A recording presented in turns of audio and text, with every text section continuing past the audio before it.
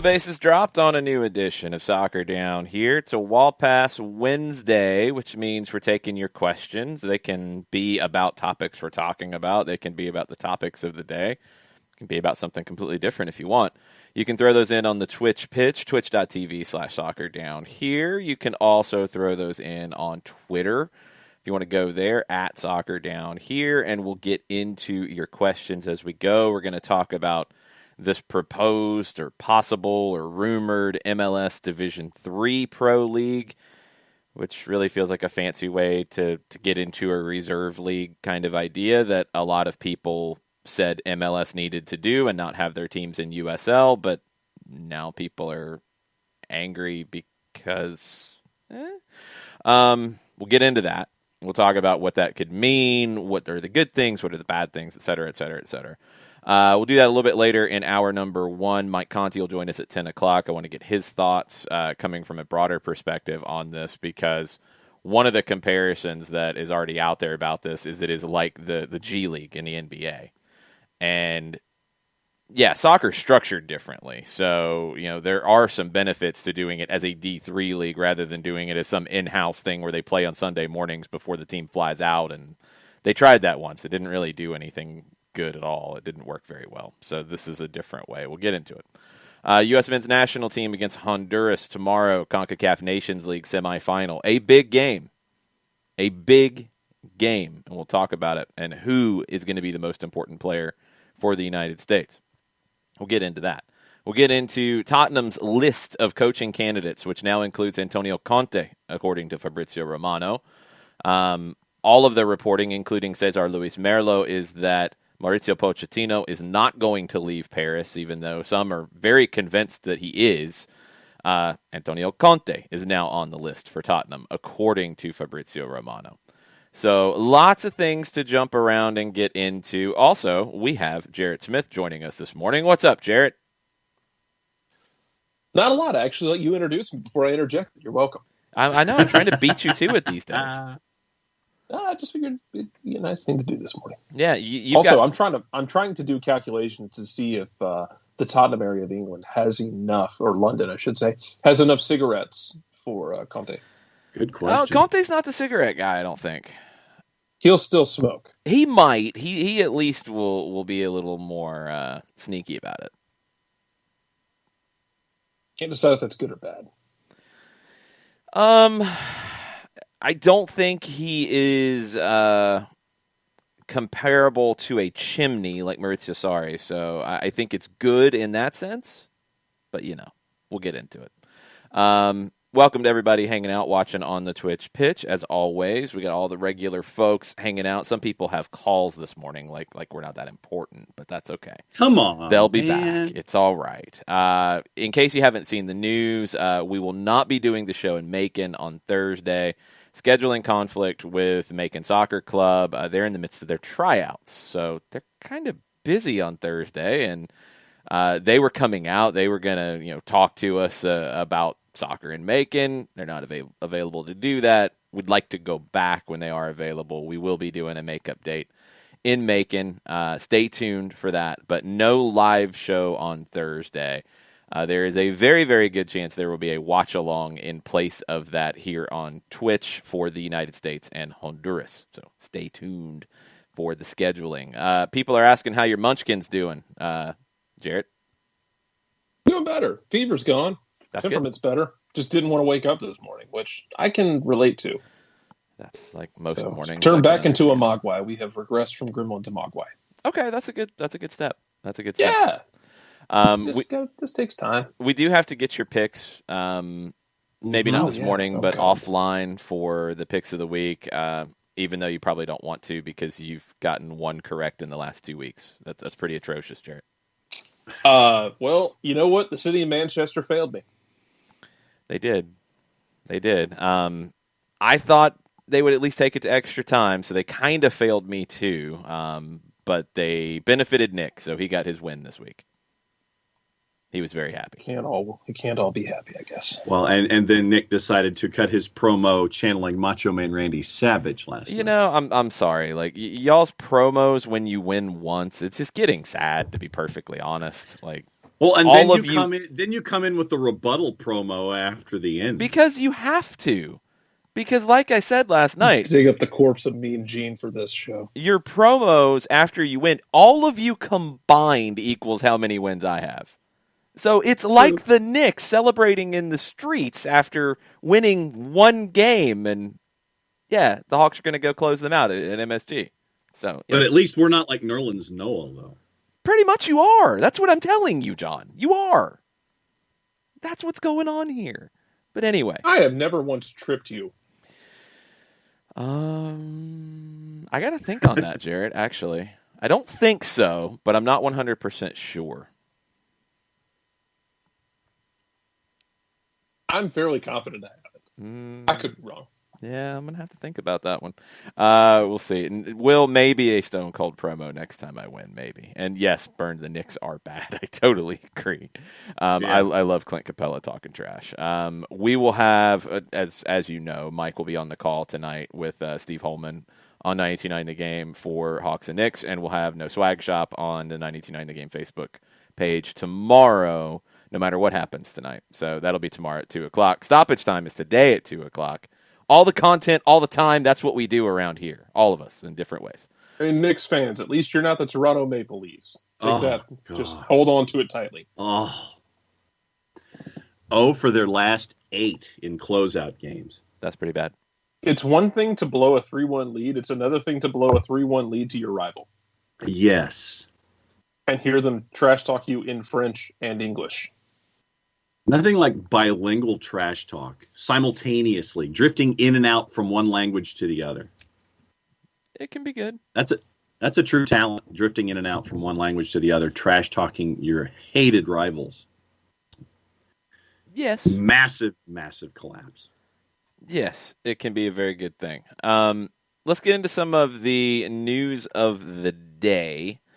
Probably that biggest one is that Conte is on the list for Tottenham. We talked about it last night, and Jarrett, Antonio Conte, we know his MO. He doesn't stay in one place for very long. He gets angry very easily. He won the Serie A title and said, I'm out. Inter's also fairly broke. He was going to have to take a pay cut. He didn't want to take a pay cut. So one thing that's known about him, and this was kind of known about Jose Mourinho as well, is that it's not going to be a long-term thing, and he is going to demand a lot of money being spent to give him the most talent possible. He's talking about, or allegedly, maybe Tottenham's talking to him about bringing him in.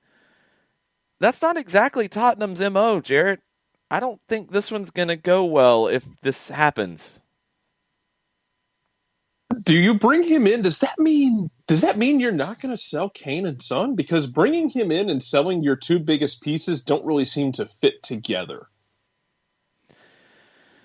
It could, in that they'll have money to spend. Then he can go get whatever he wants. So in some ways, it could.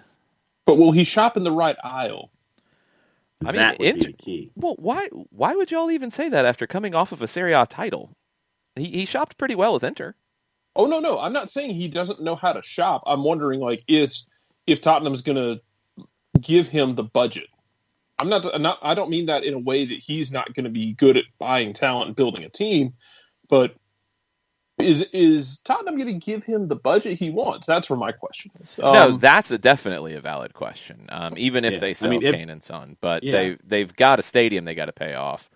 That's why I never even thought they were really a fit. So I'm not buying it as something that would work out. But if Pochettino stays at PSG, that takes away probably Tottenham's number one person that they would like to get, according to reports. And it also takes away the most likely landing spot for Antonio Conte at a free spending club. So do they both get a little antsy and decide to try to work together when I think all of us know that it's not going to work? Or if you're Conte, do you wait a little bit until the carousel in Serie A picks up, say, Christmas or after the first of the year, and then dive into a club in Serie A and try to pick up the pieces for a club that might be struggling? No. Where's he going to go? I don't know. It's an alternative theory. I know, there's no real basis. Well, John, I need you to sell your theories better in saying that they have no real basis. That's not really compelling because he's not going to go to Sassuolo. He's not going to go, to a mid-tier team that would fire somebody. Like Conte. When I think of Everton, I think of Conte. Yeah, no, that's that kind of thing. Yeah, it's not going to happen. I'm not even Tottenham. I feel like is a stretch in that regard. I do too. But then he's not going to go to some random Serie A team to fire somebody. That's the point. The only club right now that feels like it's in play at this stage, and everybody's saying it's not, is PSG. Because Madrid would have been, they didn't want to go with him, so they went with something safe and Carlo Ancelotti. Everton's not going to spend enough for him. I don't know if Tottenham will, but if they have this money coming in, if they do sell Kane and Son, they might. They're going to have to get him, and they might feel like they have to make a splash. I can at least see some way the puzzle pieces fit, but I don't see him sitting around and waiting on some random Serie A team. I think if he goes in Italy, it's to Juventus. That's it, really. And I don't think that's going to happen anytime soon. I mean, he was at Inter. I don't know where else he would go. So, I mean, he's going to be sitting around waiting on Ancelotti to leave Madrid, Pochettino to leave PSG, maybe Allegri to leave Juve. I mean, maybe a big three of the big six in England.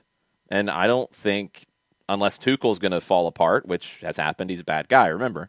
Or the wheels fall off and they do the knee-jerk reaction with Ole at Manchester United. I think they could do the knee-jerk reaction without the wheels falling off, but I think they're going to wait. Yeah, I don't think they'll go to him. They could, and it'd be a bad move in my opinion, but I'm not buying it. I'm not buying it.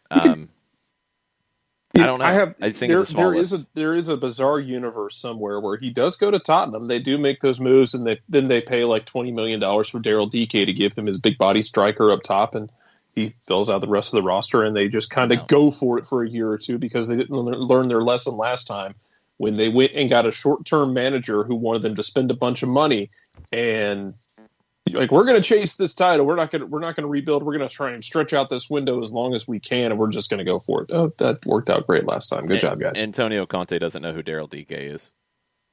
I don't think he rates anything like that. That's not a selling point. I'm not buying it. I could see Tottenham feeling like they need to go big. Airborne DJ brings up the idea, and I mean, it's true. It's what attracted Carlo Ancelotti to Everton. They do have money, but I don't think they're looked at in the same way. It would be a real big convincing job to get Antonio Conte to go to Everton, and frankly, I don't think it's the right move for Everton. But if they feel like, and they could be in the same situation as Spurs, Spurs got to a Champions League final. It all fell apart with Pochettino. They felt like they had to go big or go home. They went to Jose Mourinho. It didn't work out. It turned sour quickly. I could see Spurs, and this is one of the things out there in terms of theories, Daniel Levy feels like he has to go big. He can't afford to get somebody who is an up-and-comer or any of that. He's got to go big. So, okay, maybe he decides to go down that road and promise the money that's going to get Conte to come in. Will he actually do it is the other part of it, because he wasn't able to get Mourinho everything he wanted. Now, Everton could be in a similar situation after having Ancelotti, after, kind of making a statement that, okay, we're not just going to sit around anymore. We're going to go and go get one of the most respected managers in the world. Then he left. Now, Real Madrid it's kind of a special situation, and he said as much, so he left. Do they feel like, okay, we made our statement kind of blew up in our face, we need to go make another statement, or we're back to where we started? Yeah. That would be interesting. And I mean, Airborne DJ says agreed, not Conte specifically, just saying, I don't know if there's anybody else like that out there now. That's where this musical chairs game is starting to come to a conclusion, because the big whales out there in the coaching circles for a long time were Pochettino, he's booked. Allegri, he's booked.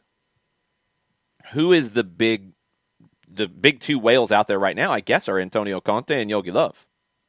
And Yogi Love's a very strange whale at the moment. Like, how is he going to work at the club level? I don't know. That's more of a beluga or a narwhal. I mean, look, it's a whale, but it's a different one, and you got to be the right fit. He won a World Cup. You can't throw it in the housing. Yeah, but he won a World Cup. Like, there's not a lot of those guys out there. And how's it going to work for him at the club level? Don't know. Really don't know. Outside of that, I mean, then you're going down a peg. And you're going down to Eddie Howe, who's going to end up at one of these places. Everton's been the big link for him. Yeah. You've got Frank Lampard. The race to Nuno. Why are you even bringing up Nuno? He's going to go to Crystal Palace. Yay. Yeah. Yay. No ambition. Lampard's got ambition. Lampard got Chelsea into the Champions League when nobody thought that they would get there. Got to give Lampard a little bit of credit here. And Eddie Howe, I mean, he's probably the one that everybody's like, ooh, what could he do with resources? Lucien Favre's name is out there. That's a good one, Will. That's an interesting one, but it's not a Conte. It's not even a Yogi Love. Yogi Love is the absolute wild card. I can't wait to see who plays the Joker card. Because somebody will. And it could blow up in their face or it could be brilliant. I have no idea who's going to do it. Burned asked, does Spurs have any money? Would they be affected badly by 2 seasons without fans, stadium debt, etc.? I would think they'd have to go with a cheaper coach/roster. They're in an interesting spot, Burned, because if they do decide to sell Kane and Son, then they will have money. They probably will have to put some of that towards other things, but they'll have money to spend. What could they get with it? And this is always the conundrum we come back to. And Jarrett, I think you can speak to this a little bit from being a Celtic fan.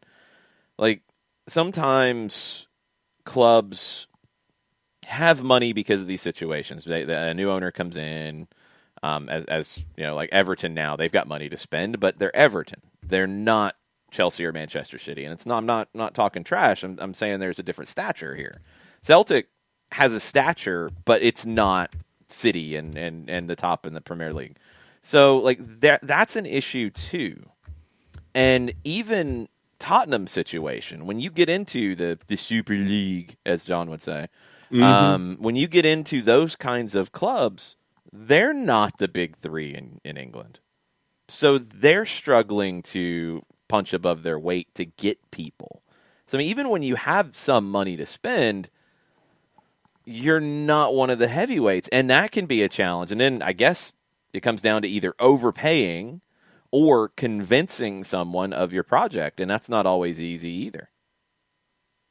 No, it's not. And I mean, I think you're gonna get into this whether or not Steven Gerrard gets seriously linked to any of the jobs into England. Do you want to leave Rangers, where you have built a team that gets to the last 16 of Europa League pretty damn consistently? Do you want to keep doing that?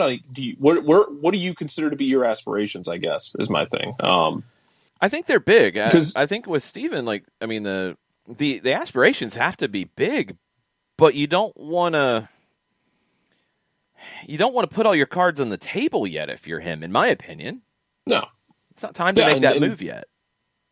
But it's also that decision of, okay, these places are calling for me. They have more money. And if I'm Rangers, how long can I keep him before the allure of, and not just the money, but the allure of being a manager who goes to England wins out. Yeah, but I think he's a special case because, I mean, he's in a different, I think him and Lampard have always been compared in the situation. But Lampard had his crack at his club and got fired. Lampard could go in a million different directions right now. Like, would he go to Tottenham? That would be bold. Jose said he'd never managed Tottenham either, and he did. It's different for Frank, but would he go there? Okay, I could at least halfway buy into that possibility. The links of Gerrard to Everton are dumb. Like, I don't see that yet because he hasn't had his crack at his club, which he'll get, and he should wait. He would I be hope he very waits. smart to wait. He should wait. There's no other job in England he should take before taking his run at Liverpool. After that run's over, all bets are off if you want them to be, and you can go in whatever direction you want. But he shouldn't go somewhere right now. He should stay where he's at, keep winning trophies, because they're going to be in that mix. I mean, it's a two-horse race. We know that. Cups are a different conversation. But he should stay where he's at, even with, and there's people, John Barnes is saying this, Jarrett, that now is when Steven Gerrard should leave, because what if he has a bad season next year, then everything changes. I don't think it changes for him in Liverpool. I think he's going to Liverpool unless he somehow, like, has Rangers fall into mid-table or something, which isn't going to happen. No, they're going to win the league next year. They should on paper, right? Because I think Celtic's got work to do. I think they're going to, because Celtic has so much work to do. Yeah. There's a lot that needs to be fixed about Celtic. And to have that in your CV, that you're winning titles, Celtic isn't, and you're the manager at Rangers and you're winning all these things, why should you jump to insert club here in the Premier League when you've got the opportunity to be that next guy at Liverpool? And what are you going to do? Spend a year or two at, mid-table FC and sit there and, get your managerial chops in the Premier League, getting ready for the Liverpool job? No, do what you're doing right now at Rangers. Continue to build your dossier there. And then when the opportunity comes, it's the prodigal son, all of that stuff that leads you back into Liverpool, and the path is clear. Instead of muddying up the water, going someplace you don't need to in the interim, just keep doing what you're doing with Rangers. I think he's going to end up. I think if he gets everything right on this next build for Rangers, I mean, he can take them to the quarterfinal of Europa League, and I think it's his next step until whenever Klopp decides he's done with Liverpool. Don't go anywhere, man. Keep building what you're building there, because it's actually really good. Maybe you learn to play defense in Europe, but that's really my only gripe with you. All right, I'm going to work backwards from the Twitch pitch. Will said he really wants Pirlo to go to Spurs. About as much money as you can get to play with at a place that will let you stick around for a while building. Now, Pirlo has been linked to Sassuolo. Pirlo and Lampard, I think, are two guys that are somewhat similar in that brilliant players, early in their coaching career. It hasn't all been bad. I mean, even for Pirlo in his 1 year at Juve, it wasn't like they stunk up the joint.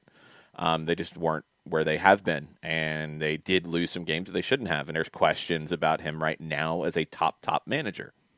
He's 1 year into the gig. So Lampard, and I agree with Bernd, there's got to be questions about Lampard. There are positives because he did get them into the Champions League the year before with a very young roster that nobody thought would happen. He did that. Then, with a bunch of money spent, he wasn't able to live up to that expectation. So he goes, Tuchel comes in, fixes it, and puts them into winning the trophy in the Champions League and getting them out of the hole and getting them back into the Champions League with qualification anyway through league. That raises questions. But both of them have shown good things so far, too. They're both in that spot where it feels like they almost need to go to not another top-tier team, but go somewhere where they can work. Go somewhere where they can really work and put in that work and get better as managers. That level below. Tottenham, I do think, is that level below. I'm not trying to knock Spurs. I'm not taking shots. I think it's a different level of expectation. Everton could be that too.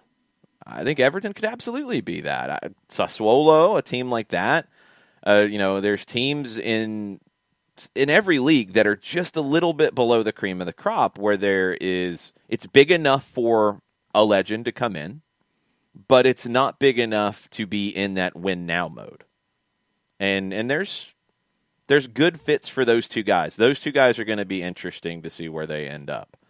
Sam Williamson says, if I'm Spurs, why not give Marcelo Gallardo a shot at the Premier League? And Marcelo Gallardo's name is starting to get thrown around a lot more lately about different things. It reportedly came up with Roma. He wanted to see out his contract at River. That's at the end of the year. I'm assuming if he wanted to see out his deal and didn't want to go to Roma at that point, I don't know if there's anybody else that would change that conversation for him. And we've had the conversation on Soccer Over There. I know like he's running that risk. I don't think he's going to dent his reputation if he waits till the end of the calendar year. There could be jobs open at that point that would be appealing to him. He could also wait till next season. You know, where would he fit right now? He would fit at any of these clubs, in my opinion. But would Tottenham, would Everton in England go after somebody who did not play in England, who has won a lot of things in South America, but has no English history? Like he didn't play there. Right. You know, there's no interaction. Sadly, I don't think they would at all. I don't even think they'd consider it, which I think is a huge miss. But that's kind of the mentality. Right now, today, he would seemingly be more in line with a move to Spain or Italy or France. I think he should wait it out. With what's out there right now, he should wait it out. He should wait. Unless Lille found a bunch of money and was able to keep some of this group together, but it doesn't seem that way. Now, they're about to fight with clubs about their manager who walked out the door who had a contract. So he should wait it out. But I'd love it if Spurs or Everton gave him a call. I just don't see it happening, sadly. Currently, just looking at the Sack Race website, they've got where was it? Gajardo. They've got Gajardo in the 16 to 20 to 1 for the Everton job right now. So basically, but John, like that doesn't have any basis in like that actually happening. It's an odds-making thing, which I get, and it's a name that some people are going to see and say, "Oh yeah, I'm going to put $5 on that." Doesn't mean they're actually going to do it. I'm not buying them giving him a call. No, I've for the longest time I've always viewed, and it's disappointing, but it seems like the second you hit the Atlantic Ocean, when it comes to openings in England, looking west is something that is rarely done. You're looking at the European continent.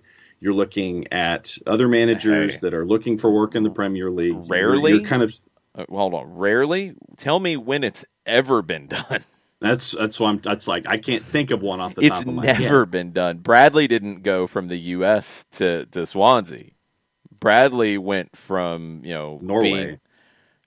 Norway, Egypt, like he made his name over there for them to make that call. Yes, he was American, but I don't think it's ever been done.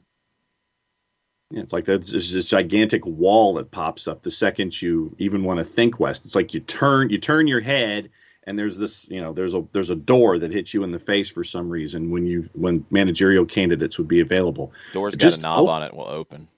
Just open the damn door. No, there's not a door. There's no door.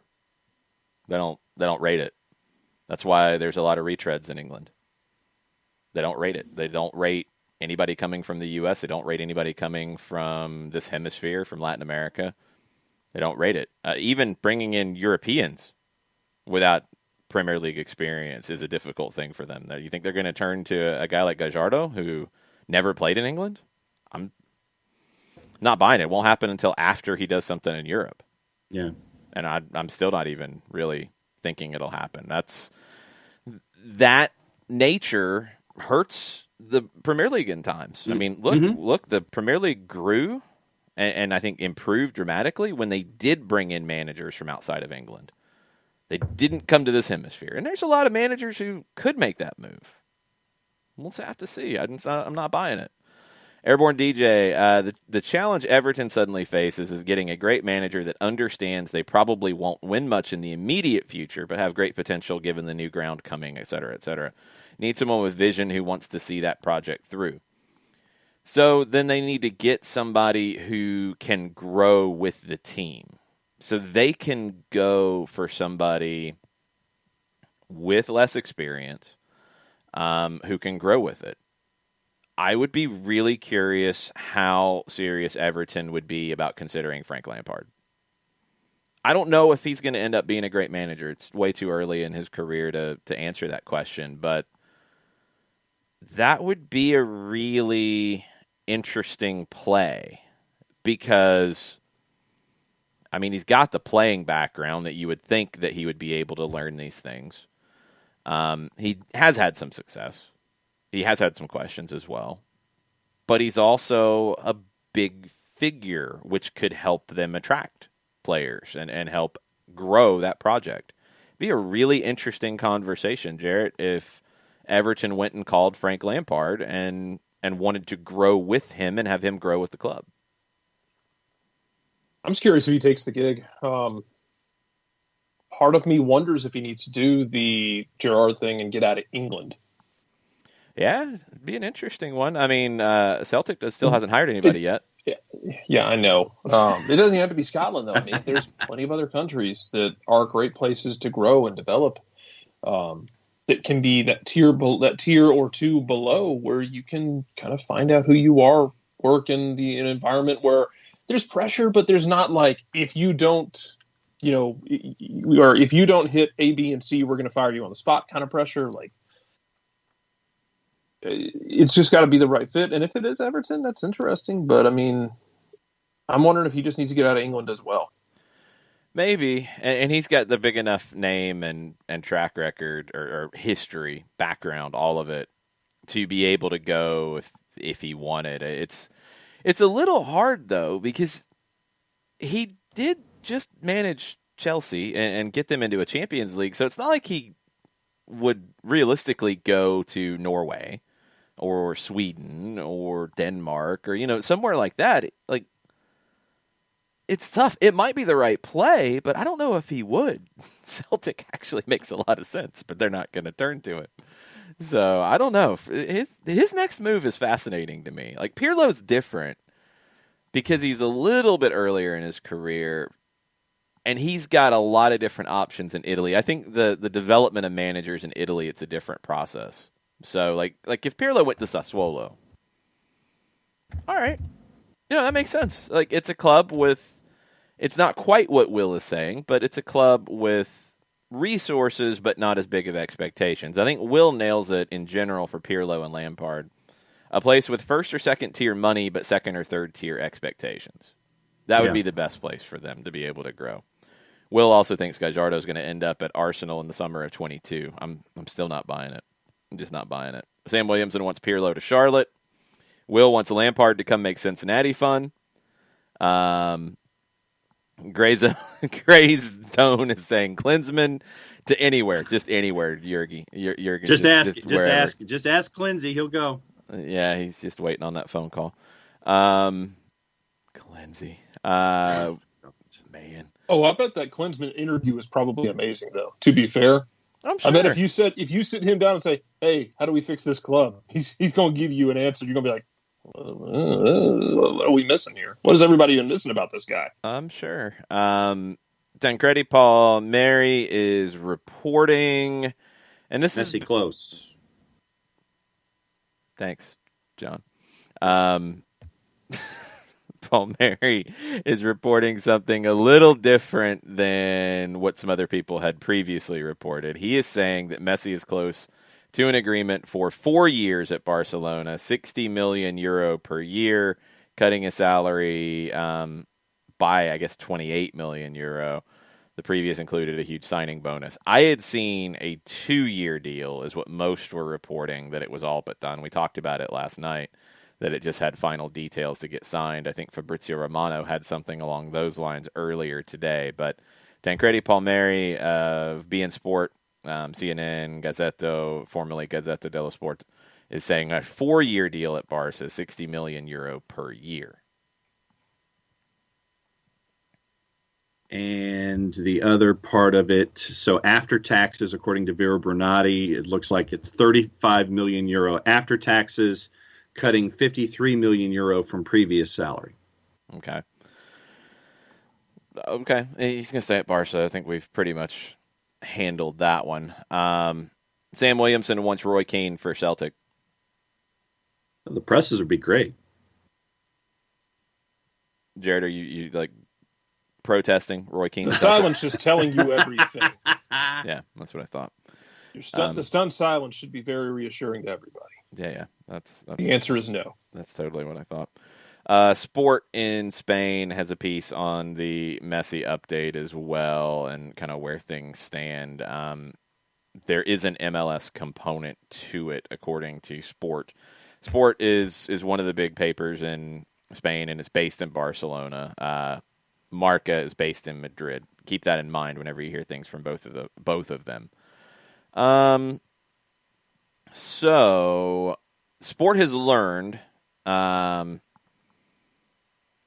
Sport is saying a 2-year deal at Barcelona, and then the plan is for him to go to Miami and play with Inter Miami, and he would be an ambassador for Barcelona in the United States.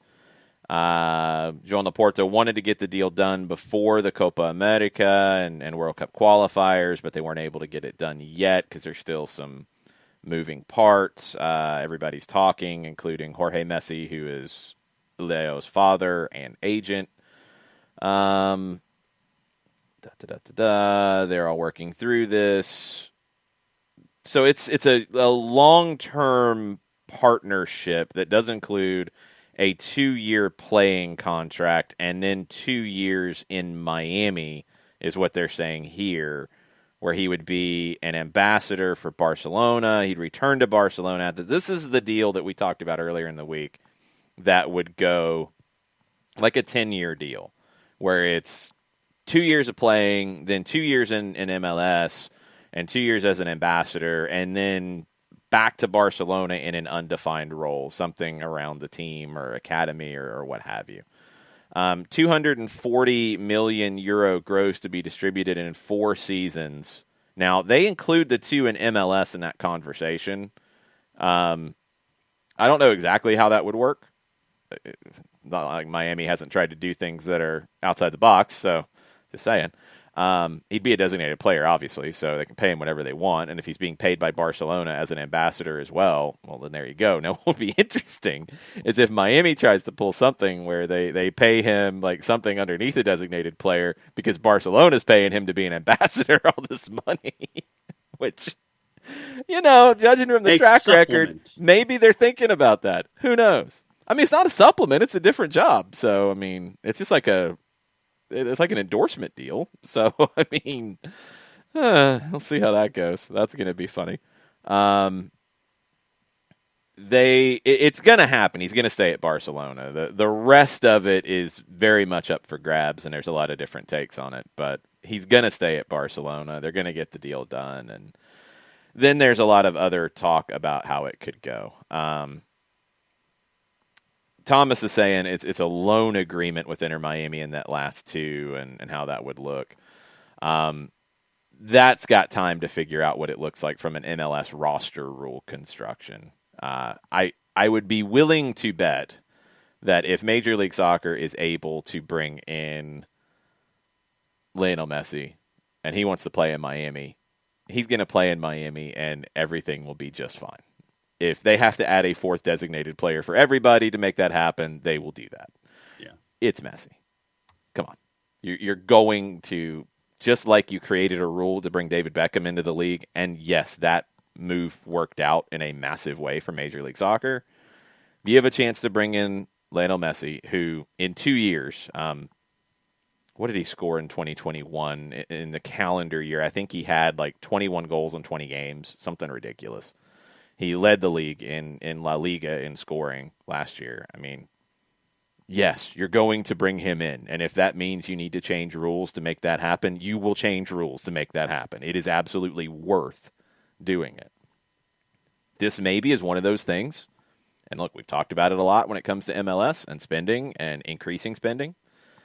If this is something that sparks that, and I kind of hope that it does. I kind of hope that the conversation is, well, in our current structure, you don't have room to bring him in, so we're going to add a 4th designated player, or we're going to add some super designated player category, or we're going to do this or that, and now teams can spend more money. That's a good thing for the league. So I hope that's how it goes down. I hope there is a new Messi rule, and that's how it happens. Alex Pacine, I am sure that the Colorado Rapids have Lionel Messi's discovery rights. That would be amazing. Miami has to give them like $50,000 in GAM just because. Yeah, they'll concessions will be made, absolutely. D4 Dag Foreign. I'm probably butchering that, but hi, welcome. Messi will be in MLS if he wants to be in MLS. And he has a property, as Danny says, in Miami. Yeah, he wants to play in Miami. The league will make sure he plays in Miami. It'll happen. Yes. What I'm hoping is that the concessions, just like when Beckham came, I hope that it sparks a rule that changes spending across the board. Super designated player. Yes, Mazzano. That's what I want. Give me a different category of somebody even more special than a designated player. Just because you get the opportunity to bring Messi in, it'd be in 2 years, so let's do the math. So he'd be at Barcelona for 21-22 and 22-23. He could come to Miami in the summer of 23 and be here in the build-up to a World Cup that's coming that I know the league is definitely banking on growing the revenues for the league and increase sponsorships and all those kinds of things. It'd be on the back end of a TV deal. Yeah, it'd be a time to open up some spending. Do it. And the AM will be restored by then, right? For Inter Miami? Yeah, but it'll be restored if they need to use it to get Messi in. Whatever they got to do. If they got to restore allocation money to bring in Lionel Messi, they'll restore some allocation money. There'll be an appeal, and they'll get money back. Dead again, welcome. Sorry. Now I understand. They'll do whatever they got to do. And I hope that it's not just for Miami. I hope that the other teams in the league say, yeah, this is great. We want Lionel Messi in the league because he comes to our building, we sell it out, we make a lot of money, we're very happy. However, we'd like to be able to go get our own Lionel Messis. Let's change those rules so we can do that. Give me a super designated player. Give me something. Yes. That's what I'm hoping for. A Messi rule, Gilberto, I'm in. All of it. Like, whatever. An aging generational talent rule topic. Yes. The super DP. Whatever. Whatever it takes. And it would just be so on brand to not restructure the way we do everything. We're just going to add another rule on top of the pre-existing ones. Like, use this as an opportunity to kind of restructure the way you do things so it's maybe not so convoluted. Jarrett, you're talking madness. What are you talking about? That was like in a different language. I didn't understand it. Yeah, I'm sure. I speak MLS. I didn't understand Stop this logic, sir.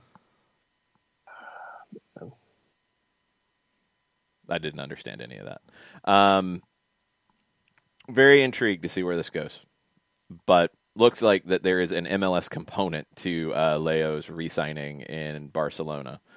And that's great.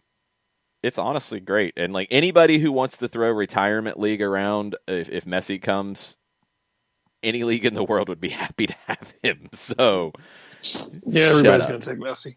Yeah. 36-year-old Messi is still going to be desirable. Yes. Yes. Tottenham would be banging down his door to bring in 36-year-old Lionel Messi because he's probably still going to be punish Miami. Goals. You bring Messi in the league and you put him in Vancouver and say you can't have him. No, he's not coming if that's the case. He's not buying property in Vancouver. No offense. Vancouver's a wonderful city. Ironically, he probably is. He's just not going to live there, but he probably is considering the Vancouver real estate market. But I see your point. Yeah. He's going to get what he wants, and if he wants to be in Miami, he'll be in Miami.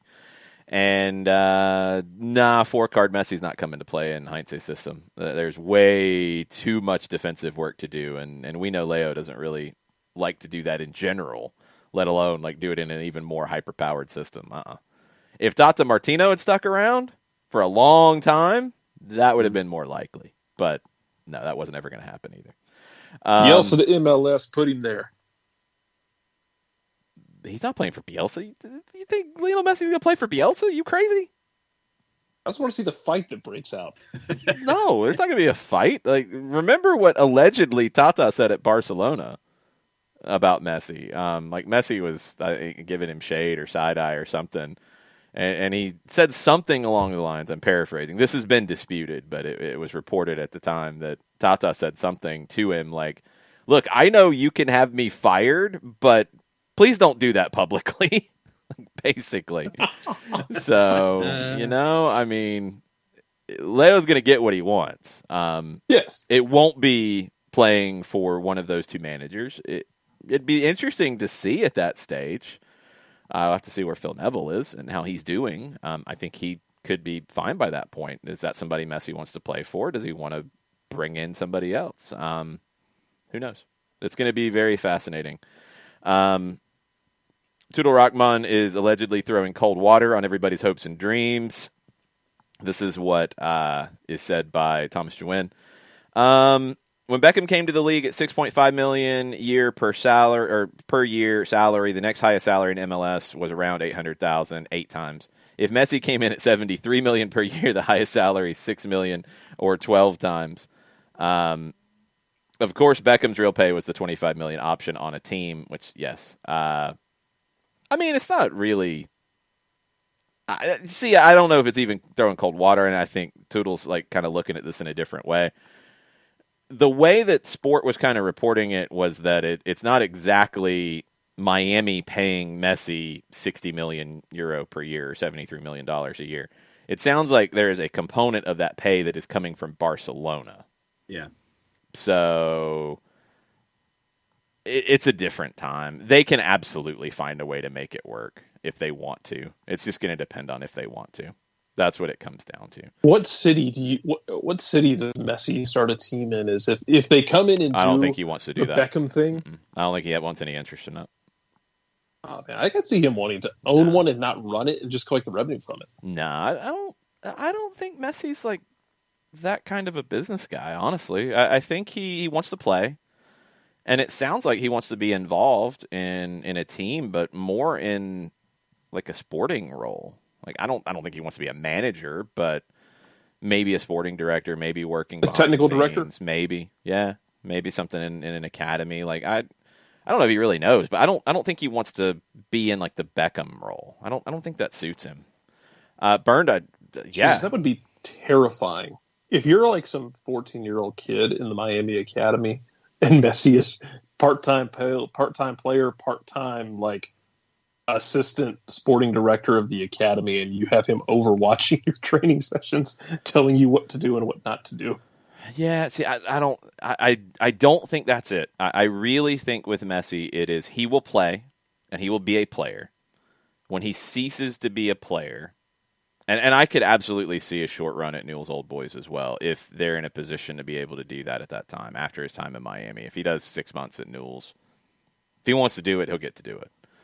I don't think he does anything else until he's done playing. And then I think he figures out what he wants to do off the field.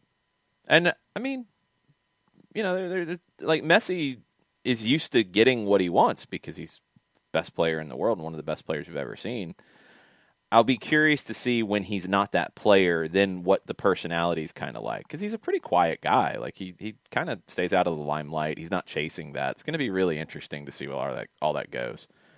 Burned with a really good point, and this is something that, teams should do.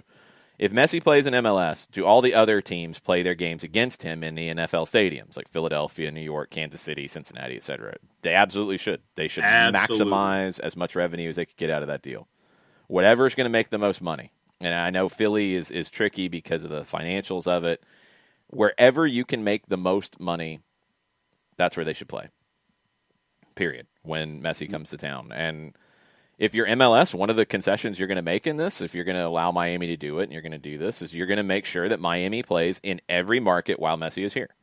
Now, you can't guarantee he plays because he might get hurt, and that's something that had happened with Beckham. I think Beckham missed the time in Dallas for 3 or 4 years. He got hurt, he couldn't play, he was out on loan. There was all these different things that happened, and Dallas was really ticked off.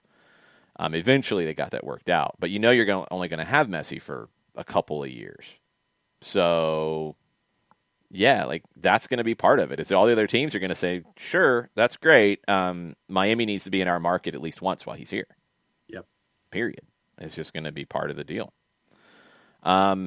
So many different things with it. Look, I mean, there's so much more to it with Messi and Barcelona and that component of it. The MLS component is one that's going to get a lot of play here, but it's a component. If it's a 10-year deal, it's a 2-year portion of it where he's an ambassador for Barcelona playing in Miami. Don't know how the pay works out. Don't know how any of that goes down. But it would benefit Major League Soccer. And it's interesting that Barcelona continues to look at these different ways to do things in the U.S. because there was a time pre-Beckham in Miami that Barcelona was going to launch a team in Miami. That was fairly close, and it didn't happen. Barcelona decided they didn't want to be in that business of running another team in another country. But they were really close to doing it. Now, they've done the camps, clinics kinds of stuff, the marketing exercise of that. They've done that for a while. They do have a partnership with what was RSL's academy in Arizona that is now a Barcelona USA academy, and I'm not sure exactly how that goes, if it is more of the marketing deal where it's a licensed name, etc., or if it is curriculum and the idea that Barcelona has a right to bring these players in, or promises to bring players in, or whatever. Barcelona is going to be looking for more revenue, as we know. Their financials are not great right now. They do need to sign Messi because I think he's essential to maintaining the financials they have. But they're going to look to grow their business in the United States. This is a smart way of doing that, and how did they try to leverage all of it is the fascinating part. I'm really curious to see from a business perspective how all this shakes out. Yeah, and the idea of him being in those football stadia, in those markets, to where you schedule things on a 2-year cycle or what have you to make sure that he makes that he's available to make those appearances, so that the whole league can benefit. I was sitting here and I was trying to figure out the Philadelphia situation, and playing at the Link or playing at Franklin Field or whatever to do something like that. So the Link seats about 15,000 more than Franklin Field currently as an alternate venue if it came down to something like that in Philly. I don't think they're going to play at Franklin Field. I don't know. It's just going to come down to where you can make the most money because they'll have to figure out all that stuff.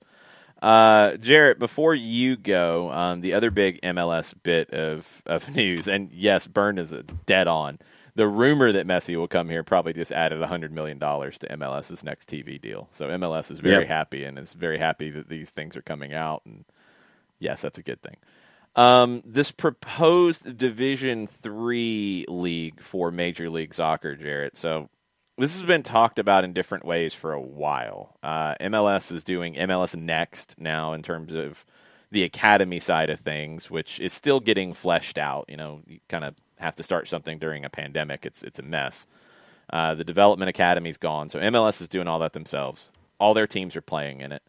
But then they have independent teams as well, independent clubs who opted to play in MLS's structure. Now, it sounds like this D3 league would be basically attached to the academies. And it's not limited. It's not going to be a U23 league like was rumored at one point. It is going to be like the second teams are, where you can have veterans, you can have guys come down. It's not strictly a reserve league, that kind of stuff. But there is the possibility, according to Jeff Ruder of The Athletic, that it could be an opportunity for independent teams, I'm assuming, who have come through the MLS Next structure, to start a team. And at D3, there are standards, but they're a lot lower than Division II in terms of size of venue, different things about what you have to have in place, like different minimum operating standards. So it's not the reserve league like they did in the past. It's maybe not at the level of USL Championship, but it sounds like, according to Jeff Ruder, they're at the advanced planning stage of this, and it could kick off in 2022. What are your thoughts? I'm very interested to see how the structure works. How does it coexist with teams that already exist in USL, and even USL, League One with the two teams, with Atlanta United 2, TFC 2, Philadelphia Union 2, what used to be Bethlehem Steel, which was a much better name. Philadelphia, get it together, please. I want to see how it coexists with that. How do you fill out the teams? I mean, do you have to go to each team and make sure they're spending the money needed correctly so that it is competitive? So some teams take it more seriously than others, where it's just kind of like a training exercise for some. Others kind of go into it with their sleeves rolled up and decide we're going to go in here and we're going to give our young guys a chance to compete and not just walk through the motions as some teams might, but to actually, put the nose to the grindstone and actually take it seriously. And I think that's just the thing for me, is making sure that everyone takes it seriously. Yeah, I don't think that'd be an issue. I don't see that. I think maybe what changes is you don't have the strong independent second division teams, which, again, like all the reporting for the last few years about USL and its growth have been that the strong independent teams don't want the MLS teams in. Like, they don't want them in USL. They feel like the league has grown. Now, USL's benefited from being a partner with MLS. There's no way around that. And if anybody tries to argue that, I'm sorry. In my opinion, they are very wrong. USL did the right thing when that time came because NASL was going to partner with MLS. NASL backed out when the Cosmos came into the picture, and we see where that got the NASL. USL said, we will be that partner. You can bring your second teams into our league. It grew USL from dropping down to being a D3 league when the split happened with NASL to growing into a league that was better than anything the NASL envisioned. Now maybe the USL's outgrown that side of it. That's fine. If they have, more power to them, that's great. And if that's the case, then for the MLS second teams, which all operate differently, it's good for them to possibly have a place to go. And if you work it out to where it is attached to the academies, okay. Now, the question would be those independent teams, because I think they're coming from a different perspective. If you add independent teams in the MLS D3, they're not coming from like a Tampa Bay Rowdies perspective of we're trying to win trophies and championships because we're an independent team. I think it's teams that are coming out of MLS Next, which are generally going to be youth academies. So it's going to be more along the lines of what we've seen locally with SSA operating in USL League 2. Clubs like that who are operating from a youth component, adding a senior team on the top of it, where I think the development is still going to be part of it. It would also allow those youth clubs who, look, we've had these conversations about solidarity payments and development payments from FIFA. Well, this adds another wrinkle to it. If these teams are able to sign players to contracts and operate as professional entities and have guys where, yes, if Bayern Munich or Mönchengladbach or anybody comes in calling and they can say, yeah, you like our player that we've developed here in Boise, Idaho, that's great. Here's the transfer fee. Pay it. That gets really interesting. I do wonder if they give clubs the opportunity to stay in USL if they want to, and maybe operate another team at the MLS Next, MLS D3 level. That's where I'm intrigued. Jarrett, final thought before we kick you out. Or maybe you got kicked out already. He's gone. I think he did. He just left. He's gone. Yeah. Sorry, we ran out of time. All right. John, before we get Mike Conte on the line, tell us about our good friend over in Decatur, GA, Steve Apolinsky, starting now. Apolinsky & Associates, LLC, proud supporters of everything soccer down here in the SDH network. For wrongful death and serious injury matters, one place you need to go, and it's Apolinsky & Associates, LLC. 3 different ways you can do it. You can pick up the phone, get a free consultation, 404-377-9191, or you can go on the World Wide Web, shoot Steve an email directly, steve at aa-legal.com, or you can go on the World Wide Web, large device or small, type in aa-legal.com in the address bar, hit the enter key, the return key, the arrow key, whatever advances you to the homepage for Apolinsky & Associates, LLC, and there is a bevy of information for you about said firm. All the different awards that they have won in their over 30 years of experience, where they have garnered over $40 million in judgments for their clients in 2 time zones, the Eastern and the Central, in Georgia and Alabama. You can find out about all the different cases that they can handle for you by clicking on the pull-down tabs. Recognized as Legal Elite by Georgia Trend Magazine for being one of the top 100 firms in this here state of Georgia. And if you still have questions, after looking at all the information, there's a pop-up window that pops up because that's what pop-up windows do.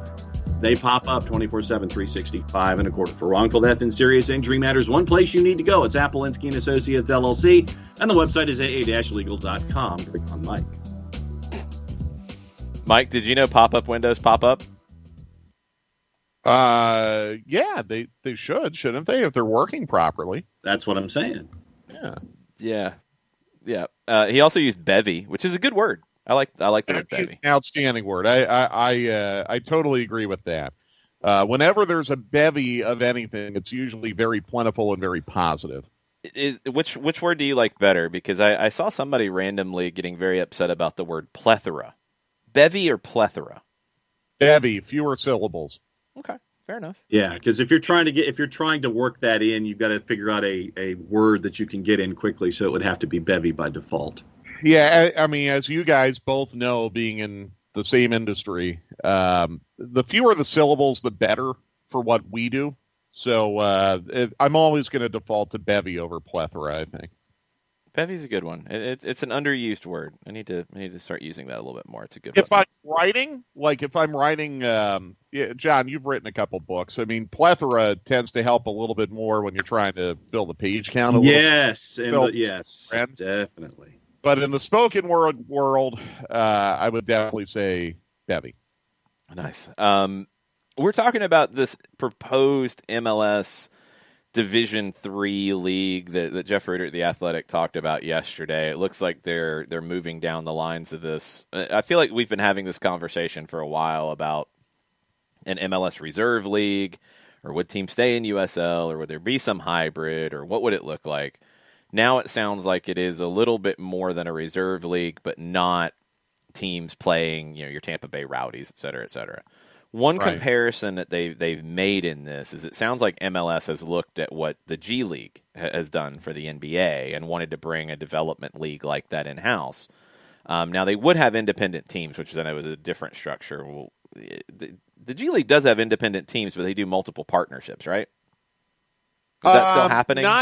Not anymore. Okay. They used to. Yeah. Not really anymore. Now, there is, this gets a little bit confusing with the G League. There is one team called G League Ignite, which is basically like the pool team, where everyone in the G League who's not on the soccer equivalent of a first-team deal, basically a bunch of G League free agents who can be signed by any team, not within the G League, signed by an NBA team, but they're all affiliated with the NBA.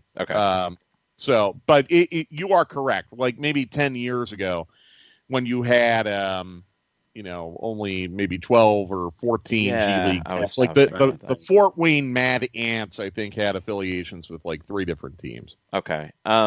So you've been able to see, like, from a Hawks perspective, the G League and how that's worked out. Think about the comparison, and how do you think that would work from an MLS perspective to model a development league between the academy and the first team on a little bit of what the NBA's done with the G League?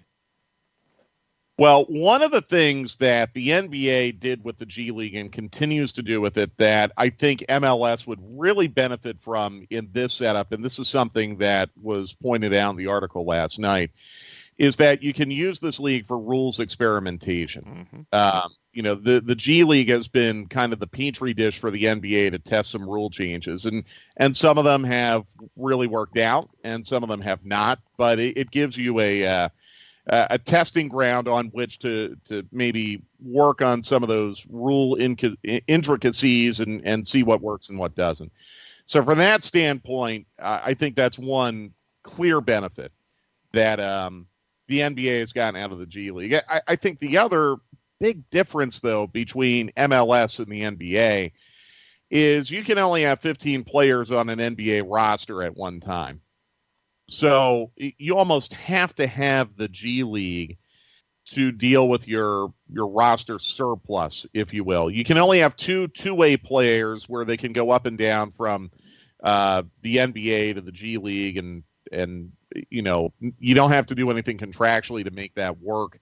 as long as they're on a two-way deal. But for everyone else on that G League roster, they're playing in the G League because there's not enough room for them on the first team roster, if you will. I don't get the sense that what this MLS Reserve League is intending to do is necessarily comparable to that. I mean, the one phrase that I saw in the article was that this is supposed to be a bridge from academies to first teams. You don't really have academies in the NBA, right, obviously. I mean, you have college teams. Yeah, high schools and things like that. Yeah. High schools, exactly. So in that sense, it's a little bit different. But I think that's where the benefit is really going to come for Major League Soccer in setting something like this up, along with hopefully incentivizing more clubs to take their academy infrastructure more seriously. It's going to give you an MLS-sanctioned proving ground, pardon me for using that phrase, but a proving ground on which you can maybe test and implement some rules changes. That, to me, seems to be the biggest benefit. I think where it gets confusing for me, and hopefully you guys can explain, from what I read last night, it sounds like a lot of MLS clubs are still going to put teams in USL Championship or USL League One or have a USL team in addition to this MLS Reserve League, which I'm not really sure what the point of that would be, unless I'm missing something. No, I'll tell you what I think it would be. I think for teams that do that, and there's not a lot that would, to be honest. I think we're seeing some clubs pull back from this because, frankly, I don't think they have the right mindset for development. I think Atlanta's one who, if they can do both, they would. Because think about it from Atlanta's perspective. Okay, we've got the guys who are on homegrown deals right now who are not getting time at MLS but need to play. Maybe they need more than what the MLS D3 would be, because it should be a lower level than USL Championship, I would assume. Yeah. That's the mentality I'm getting.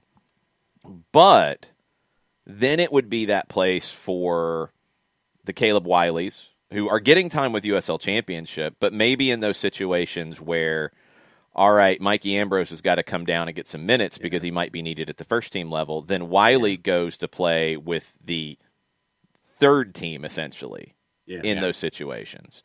Or those guys who we don't know yet, who haven't gotten an opportunity at the USL Championship level, maybe they go in here as their proving ground, if you will, to get that opportunity to then bump up. I think for a lot of teams, though, they're just going to do the MLS D3 team, the MLS Next, which I'm assuming they'll keep that branding. It would make sense to, MLS Next Pro or whatever they want to call it. It'll be an opportunity for those guys. And then you can always, in either situation, like we've seen here in Atlanta, really benefit from it. Lawrence Wyke, Jack Gurr, two guys who, are no longer with the first team, but guys who did earn first-team contracts, who were not drafted, who were not looked at coming out of college as MLS guys, who played in a second-team environment and earned a contract. That's something that more clubs need to look at with what we're seeing. And in MLS Next, if you do add independent teams, which I think is one of the more interesting elements of it, I know it's got some people in a tizzy about it. If you add independent teams, if you're Atlanta, and let's say you've got independent teams in MLS Next around the area, I think Gainesville is one. I think Lanier Soccer Association is one of the teams in MLS Next. And, those kids, let's say a 16-year-old who is a really good player, who there's no realistic way for that kid when he's not a pro to go to Marietta and train every day. Like, it's not happening. But they play in MLS Next, and they show, okay, wait a minute. Now, this is a player that we would have brought in as an academy player, who it doesn't make any sense for them to come in as an academy player because they can't afford to come to Marietta and play and train every day.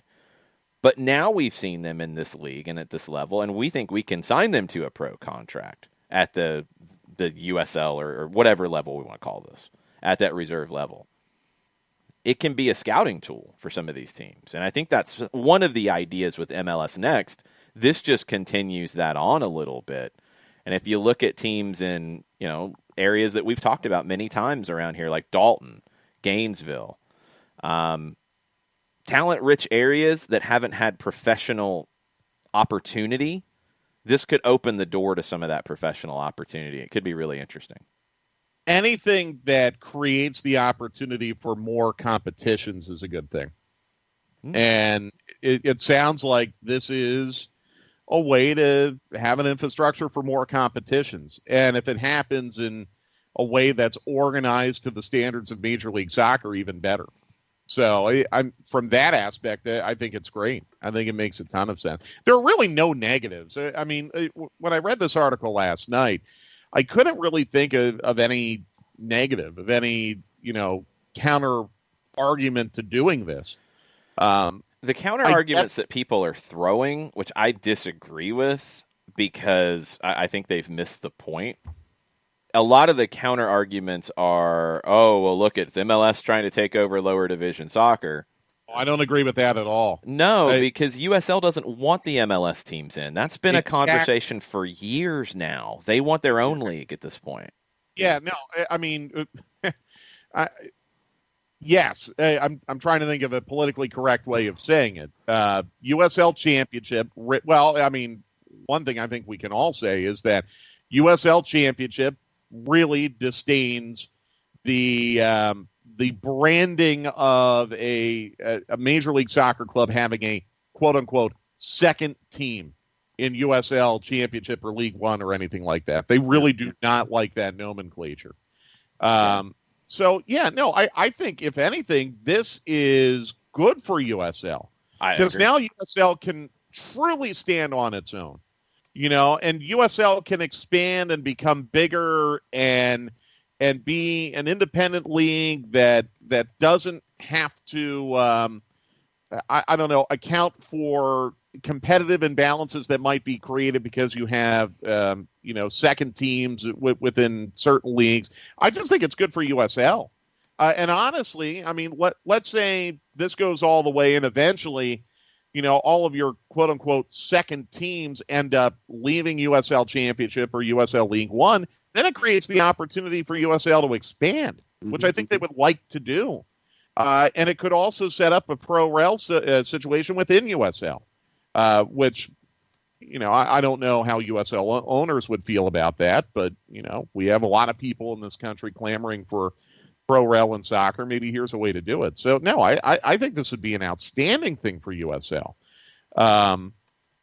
Maybe I'm totally wrong. Maybe I'm missing something. But I would imagine that if you were to ask a fan of Birmingham Legion or a fan of Memphis 901 or, a fan of OKC Energy or a fan of Charleston Battery, I can't imagine they would be all that concerned about losing Red Bulls 2 and Atlanta United 2 and Tacoma Defiance and some of these Swope Park Rangers, some of these, or Swope, I don't know how that's pronounced.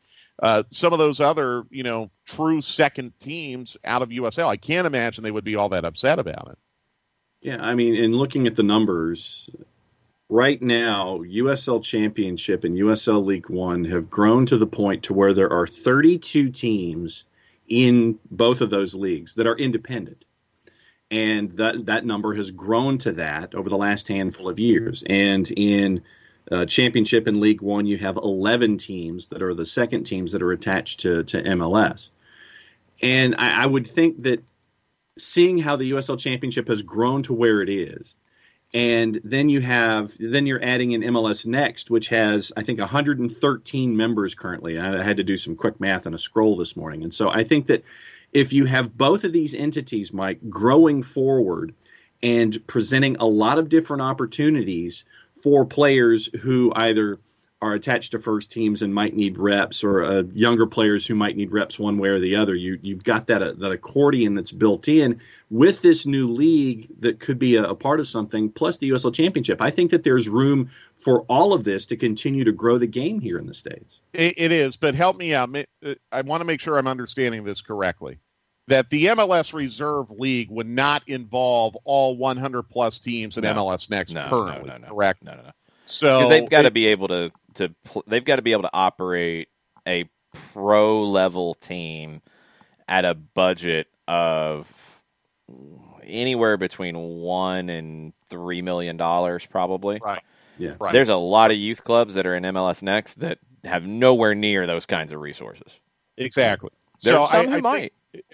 But again, what John has said is accurate, that anything that we can add to the infrastructure of developmental soccer in this country is a good thing. So I embrace it. And again, I think, as you both have pointed out, there are ways for this new MLS Developmental League and USL to coexist and not step on each other's toes, and not damage each other from a revenue standpoint, a broadcast standpoint, a fan engagement standpoint. I think there's plenty of room to have parallel leagues. And honestly, I think USL Championship can still kind of define itself as maybe the superior second division in this country. In fact, they will be. I don't even think that would be a debate, the way that this is all going to be set up, because their wage bills will be higher. They'll be operating with larger budgets. So again, I think this is something that could absolutely be embraced by USL. But I think there's also a clear benefit to MLS and its clubs. One example, and God forbid we have another global pandemic, but what was one of the big challenges that a lot of MLS clubs dealt with last year is that the USL protocols and the MLS protocols were completely different, and you couldn't get players up and down from first team to second team, and it cost a lot of players an opportunity to play. Now I don't predict that we're going to have another earth-stopping pandemic anytime soon, but that's an example of something that could be alleviated because everything's being done under the auspices of the same league. All the decisions you would think are coming out of the same room in New York City. So I think there's a ton of benefits to both sides on this. Yeah, there's a lot of conversation going on in the Twitch pitch about this as well. Where I'm intrigued is, the U.S. is structured differently. So, I mean, when we talk, and Bernd and I were going back and forth about, in Germany, they push to have their second teams at as high of a level as possible. I think in Spain they do as well. Like in Spain, and we're talking promotion relegation situations too. But in Spain and in Germany, I think in Germany actually it's lower. I think in Germany you can't go above the third division if you're a first division club with your reserve team. I think in Spain you can go to the second division. Here, because of the differences in the leagues, I don't think it's as big of a deal. But I would love to see clubs, if they have the ambition to do it and they meet the standards to do it, to be able to operate a team in the USL Championship. Like USL D3 wouldn't make any sense because then you're talking the same general level in terms of American soccer, because this league that MLS is allegedly in the final planning stages of would be a Division III pro league. So having like Revolution 2 and Toronto FC 2 right now and in D3 doesn't make any sense. They should be in the MLS league. But you're Atlanta United 2, your New York Red Bulls 2, LA Galaxy 2, the teams that are in the second division right now, if those clubs want to operate teams at that higher level, because, I mean, just a couple of things that I know of off the top of my head in terms of operating standards. Stadium has to be 5,000 seats as opposed to 1,000 when you look at D2 versus D3. Okay. If teams want to meet those standards and pay that money, because there's other things into it too, budgets are different, and it's not just because of the difference of level. Like, you generally are going to attract better players at the Division II level, independent free agent guys. But if an MLS team wants to say, we're going to spend $3, $4, $5 million and operate a Division II team while also having our MLS Next Division III team, there shouldn't be something to stop that if they want to do both. I could see MLS making a rule saying, okay, if you're going to operate a team in USL and you meet their standards and they approve you and all that's good, you have to operate a team in MLS Next. Like, you can't choose to opt out of MLS Next. I'd be fine with that. I'd be okay with that. But if teams want to do both, do both. Yeah. And again, there's probably going to be I forget what the number was in the article. I think it was 7. But, I mean, there's probably going to be a small handful of MLS clubs who are going to want to do both. And that's okay. If they want to, I hope there's a way for them to do it. Because just everybody does development differently. And, you know, the more options, the better, as the United States is not Germany or Italy or Spain or England or any of these with generations and generations of a development structure. We're still figuring it out. Don't put a limitation on it right now. If teams want to spend that money to operate teams at the second division level, let them. If they don't, that's fine too. Like if they say, you know, like we buy into what this is going to be and we want to support this and we're going to be part of this and we're not going to run a second division team, that's fine. But if teams want to, let them do it. Let them do both. Yeah, and I think that's the key here. Is, you know, you have those operating standards, and if you have a lot of athletes that can be presented with different situations about how to grow their own game and how these franchises can grow the athletes that are there. And if it means that you do one, fine. You do one, you stick to the standards, you do one. If you want to do both, then if you, once again, you want to invest in that way, then do both. And that's the thing, is like, as long as the door is open, as long as the standards are there, choose your path. Do what's best for you so you can continue to grow things in your way. But I think that that's the key here. I think that it's just making sure that you can grow the game however you see fit to do so. And as the options are open, I think that that's just the key here. It's just standards in place. If you want to do one, do one. If you want to do both, do both. But as long as as long as the options are there, I think that that's cool. Yep, and the more options, the better. Yep. All right, Mike, what do you think about Lionel Messi coming to Miami in a couple of years? Is that rumor started again? Yeah, the what's being reported right now, and Sport in Barcelona is reporting that Messi and Barcelona are really close on their deal to re-sign him, which we've expected for a while. Once Aguero signed there, I think it was a no-brainer.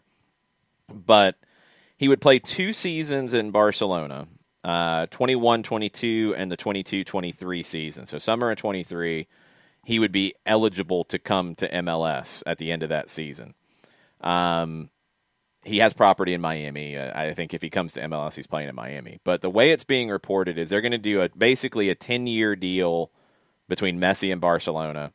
2 seasons as a player at Barca, 2 seasons as a player at Miami, and an ambassador for Barcelona in the United States, which he would be paid very handsomely for, obviously. And then 6 more years after that where he would be an ambassador and fulfill kind of an undetermined role at Barcelona in the sporting department, or what that looks like. But the Miami component obviously is getting a lot of people going. I am going to note one thing that was brought up earlier. MLS is doing a new TV deal starting with the 2023 season. Yeah. Having Lionel Messi potentially coming into the league in that year is not exactly bad business for that TV deal negotiation, is it? I know. Oh, it's great. And, maybe I'm silly for thinking this, but I really believe Messi is still going to be playing at a very high level in 2023. I mean, that would be awesome. I hate that, it would automatically be Miami because, as we mentioned, he has property there and connections there. I would love to think that maybe another team could get in on him. But ultimately, it's going to come down to where the player wants to play, and it's probably going to be Miami. It's great.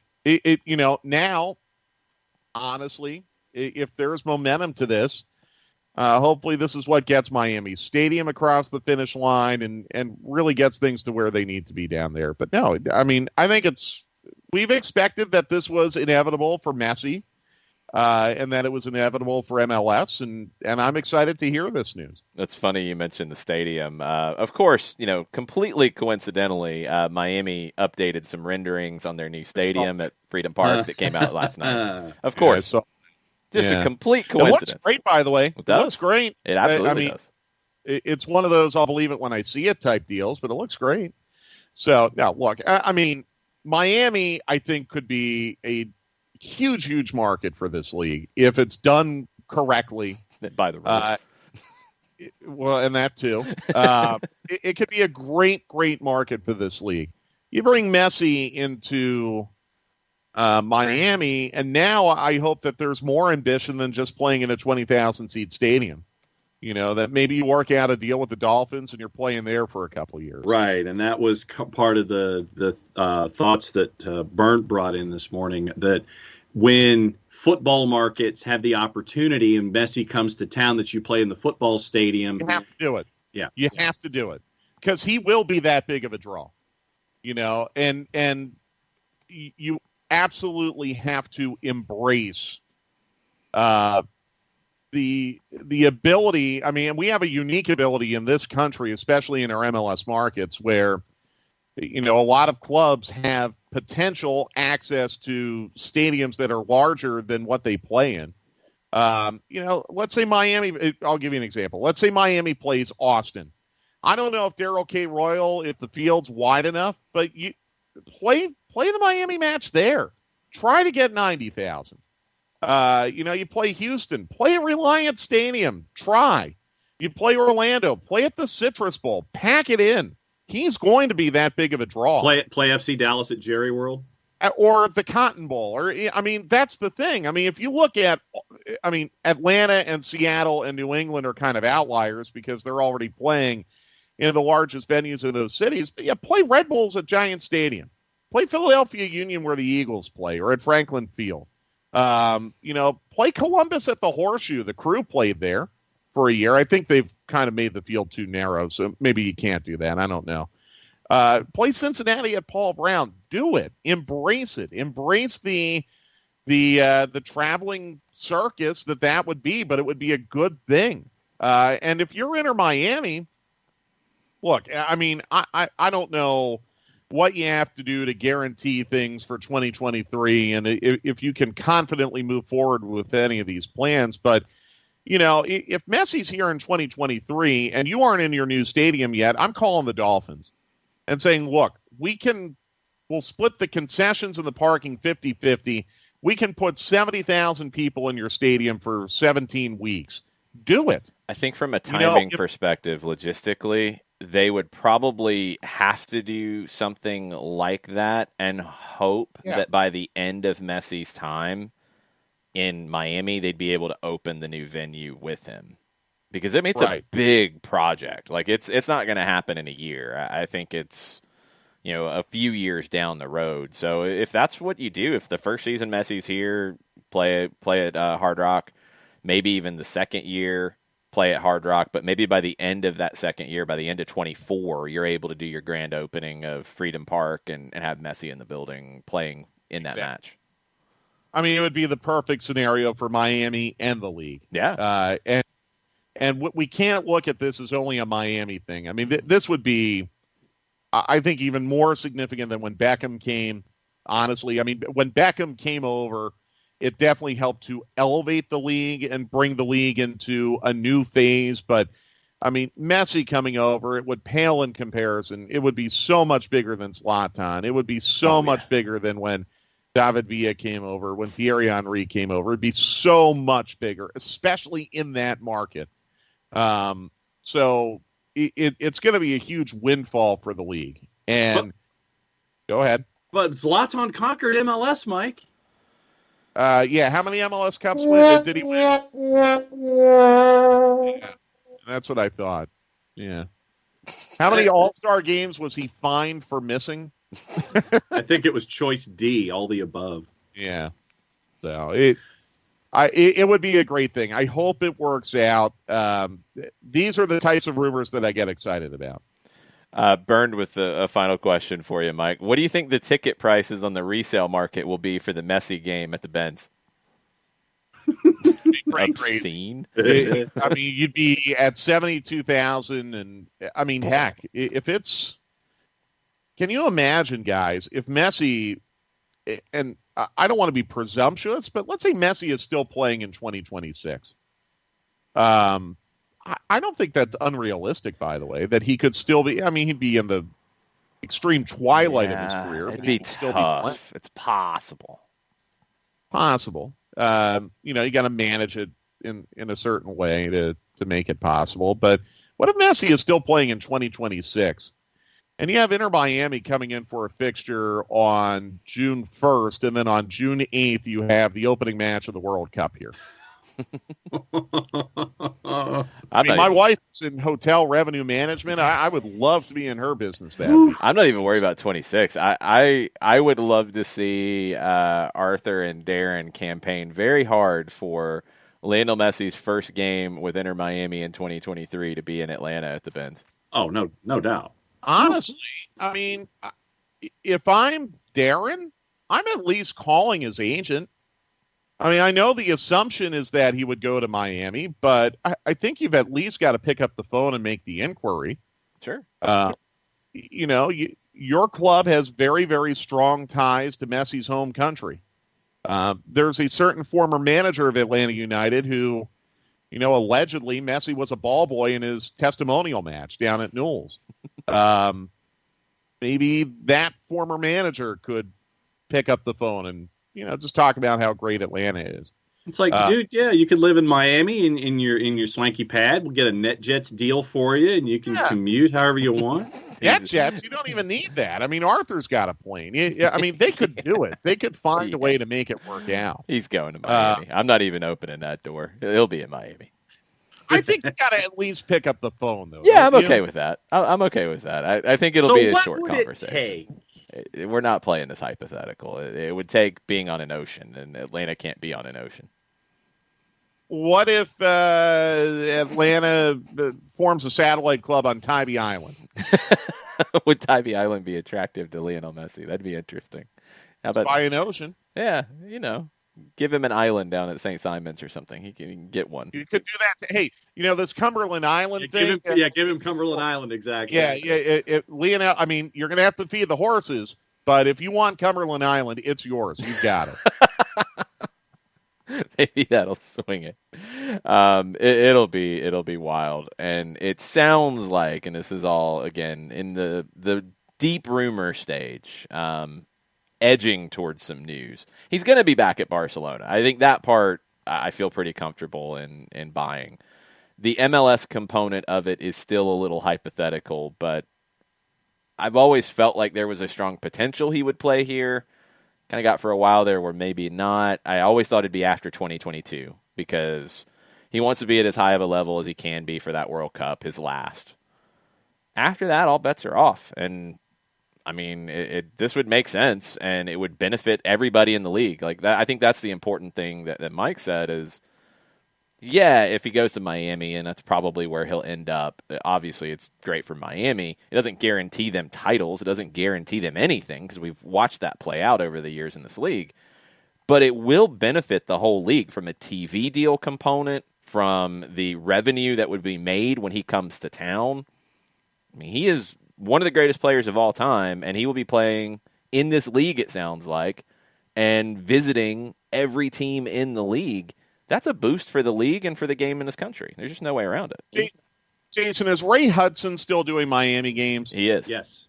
Oh, he's got to hang on long enough. Yes. He might combust by that point, but because he gets a little excited about it, Leo. He gets a little excited. Hudson and Messi working for the same club. Make it happen. Make it happen, Garber. Sam Williams. Give Miami a permanent fourth designated player if you have to. Make it happen. Sam Williamson wants to give Lionel Messi South Lake Mall and make it a mansion. I don't think Lionel Messi wants to be in Morrow, Georgia. All the square footage is yours. No. I don't think that's going to be a good selling point. You might have to do a little bit better than that. Yeah, I think it's going to take more than that. Mike, we will talk more nonsense later today. We might actually talk about the match from the weekend with Atlanta and Nashville and look ahead to the international break on stoppage time. Yeah, absolutely. And, now I think we have a pretty good idea as to who's going to be away over the next week or two and who's still going to be in town. So we'll get into all of that 2:00 on the 92.9 The Game Facebook page. Awesome. Talk to you here in a bit. Thanks for hanging out. See you guys. Be good. Mike Conte, 929 on your social media platforms. Make sure you're following him.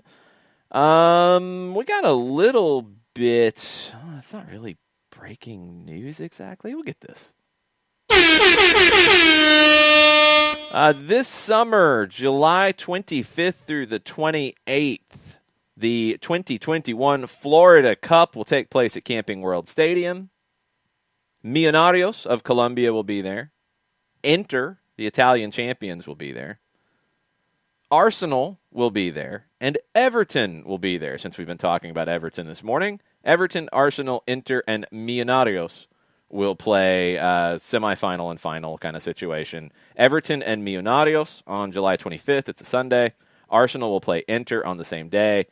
Wednesday, July 28th, the winners will play, the losers will play. It'll be double headers. So it is at Camping World Stadium, working with organizers and authorities to ensure that everything is safe, appropriate bubbles in place for the traveling party. They'll follow the Premier League COVID protocols and the UK government's international travel guidelines, et cetera, et cetera. But this is part of Everton's preseason, and they have announced that this morning.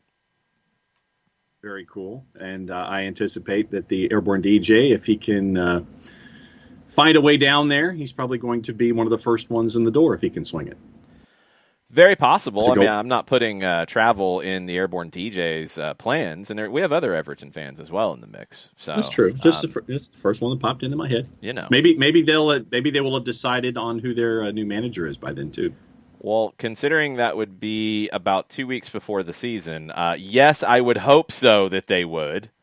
Big dunk. I mean, what's wrong with that? Absolutely nothing. That's where I figured that they would go. No, it's not where I figured they would go. I figured that might be where I figured they have to settle for. But no, I don't think that's their first choice. Come on, really? I don't think it's their first choice, but I think that's where it ends up happening. Okay, you said something different. You do that, and it gets confusing sometimes. Other things on the board today. Daryl Dike not going to be picked up by Barnsley, no surprise. I don't know if they would have picked him up if they'd got promoted. They probably maybe would have at that point, but they weren't going to do it if they didn't go up. What happens with Daryl Dike? Orlando's statement was a little ambiguous, which is to be expected. I think they'll be shopping him, and we'll see what happens with that. On the national team front, couple bits of news. One's not exactly news, but it's now official. Gio Reyna will not be part of the Gold Cup. This was reported by Borussia Dortmund's head of pro department, Sebastian Kehl. He literally said he won't take part in the Gold Cup because the Gold Cup is later than usual. He would miss all of their preseason prep. Not happening. He is part of the Nations League semifinals and hopefully final. That is going to be played tomorrow. Gold Cup, not happening. Hoffenheim reportedly interested in triggering the purchase option on Chris Richards, who they had on loan from Bayern. Reportedly, it's a $12.2 million deal to get it done. He's under contract through 23. I think he started 12 games with Hoffenheim. Very up and down. There were some good performances. There were some bad performances. 12 mil's a little steeper than I thought Hoffenheim would want to do based off what they saw, but be good for FC Dallas because I'm sure there is a nice sell-on attached to it from their deal with him going to Bayern in the first place. And I could see Bayern being willing to sell. So Richards could be permanently at Hoffenheim going forward. I'll ask you the question I put on the screen when we kicked off, John. Who's going to be the most important player for the U.S. tomorrow against Honduras in the Nations League semis? Let's see. And this is, I guess, a cause and effect for me. And it depends on A, and then it lends itself to B. So here's where I'm thinking. I would have said Tyler Adams, and determining if he's healthy, if he's recovered from the back injury, I would have said Tyler Adams. And then if he's not, then what happens for the 6, considering that Weston McKennie played 90 against Switzerland. And so it's like a knock-on effect for me. So I would say Tyler Adams with his health because of the knock-on effects with what the starting 11 could be. Oh, wait a minute. You think that they played Weston McKennie 90 against Switzerland because they're not going to play him in a semifinal? No. But just the effect of playing 90. They wouldn't have played him 90 if they didn't know that he could handle it. I don't. Right. No, that doesn't. No, that part doesn't factor in. Weston McKennie's the most important player for me in this game. I think if McKennie does what he can do in bossing the midfield, the U.S. should win. They should win. Period. They're more talented than Honduras. but it's not going to be simple. And I think McKinney's a very important part to making it a little bit easier of a win. McKinney's the guy there for me. Christian Pulisic obviously will be incredibly important. Zach Steffen will be very important because he will be called upon from time to time. John Brooks in the back will be very important, but McKinney is the one who can contribute in both phases, defensively and in the attack for me. So McKinney is the one that I'm looking at. We'll get deeper into that match tomorrow, see if we can get Bart Keeler on and talk some U.S. men's national team, because it's a big game. I mean, the Gold Cup is not what it normally is because it's later. Like, Reyna's not going to be able to play. There's going to be quite a few others who, that thing could end in early August. The Premier League is set to start, I think, August 14th, 15th. So, No, they're going to have to go get ready for preseason with their clubs. Most players, it's going to be more of a B team. So this is it for the A team ahead of qualifying. And they need to win tomorrow to feel a lot better about qualification. Qualification is not going to be a cakewalk. Not with the way it's structured, because it's not a normal flow. It's going to start in September. They're going to play 14 games in a short period of time. They're going to play 3 games in some of these windows. You have a bad result, and we saw it last time around to start things, and that's why they didn't qualify.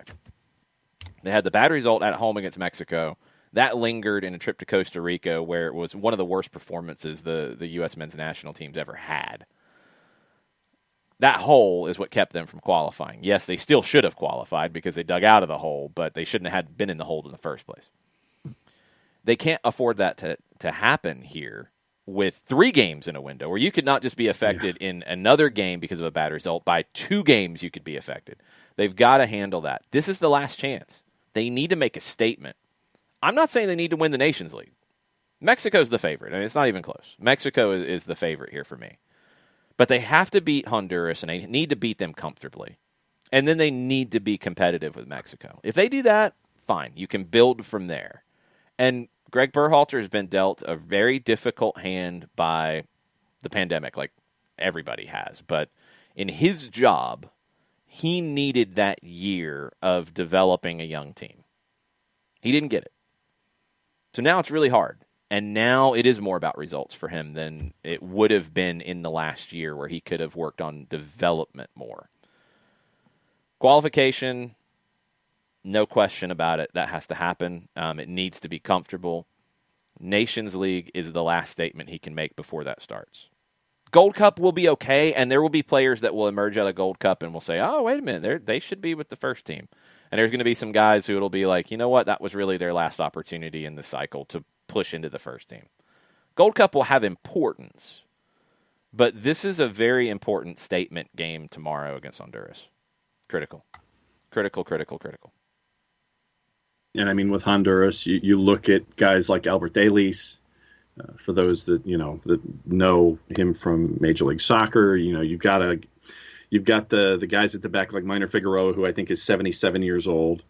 But you can't take Honduras for granted, and it's a game that you have to win. You have to take control of just to get that steps going forward. But you can't just sit there and go in and sit there and think that, okay, it's Honduras, we'll be all right. And you just can't take this for granted. You just have to take care of business, especially with a guy like Elise up top. All right, some other news and odds and ends to get to, but what do we have on Twitter today? On the Twitters, Turner Kirby has a general Wall Pass Wednesday question. Would you rather see a German-style relegation playoff be implemented across Europe, or the English-style promotion playoff implemented across Europe? The German style. I like teams that could get relegated to have a possibility to keep their spot. I'd even expand upon that. I think that's a more likely thing to see happen across the board. I mean, if you want to have some kind of playoff for teams to get up in other spots, that's fine. But I would like to see teams have an opportunity to keep their spot.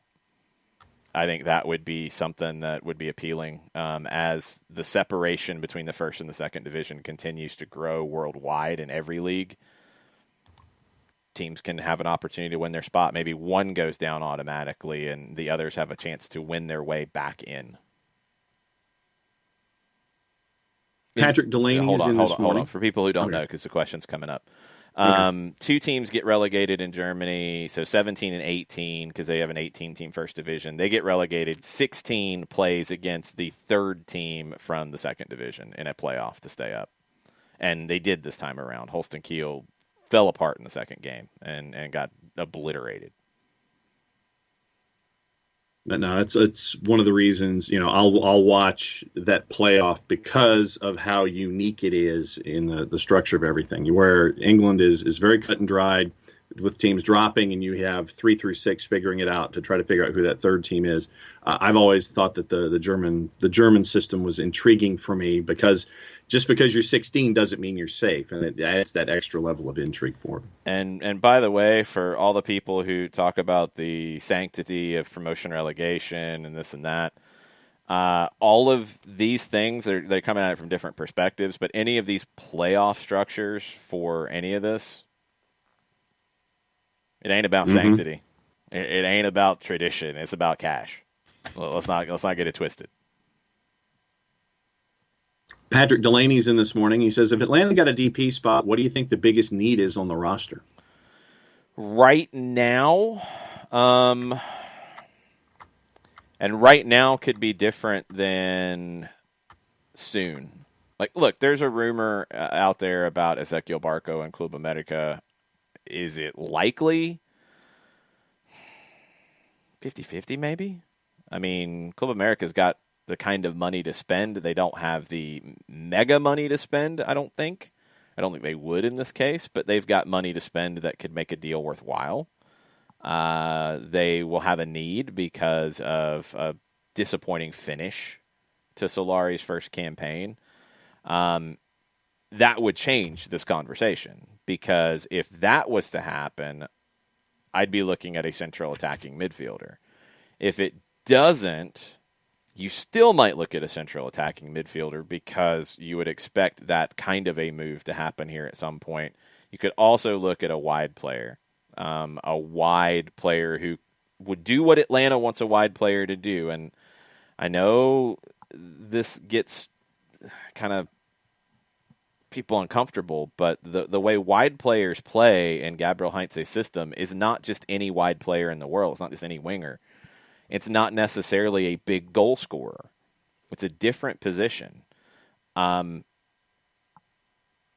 could look at that, and that would be something, unless you feel like the development that we've seen from Eric Lopez, who is getting better every game.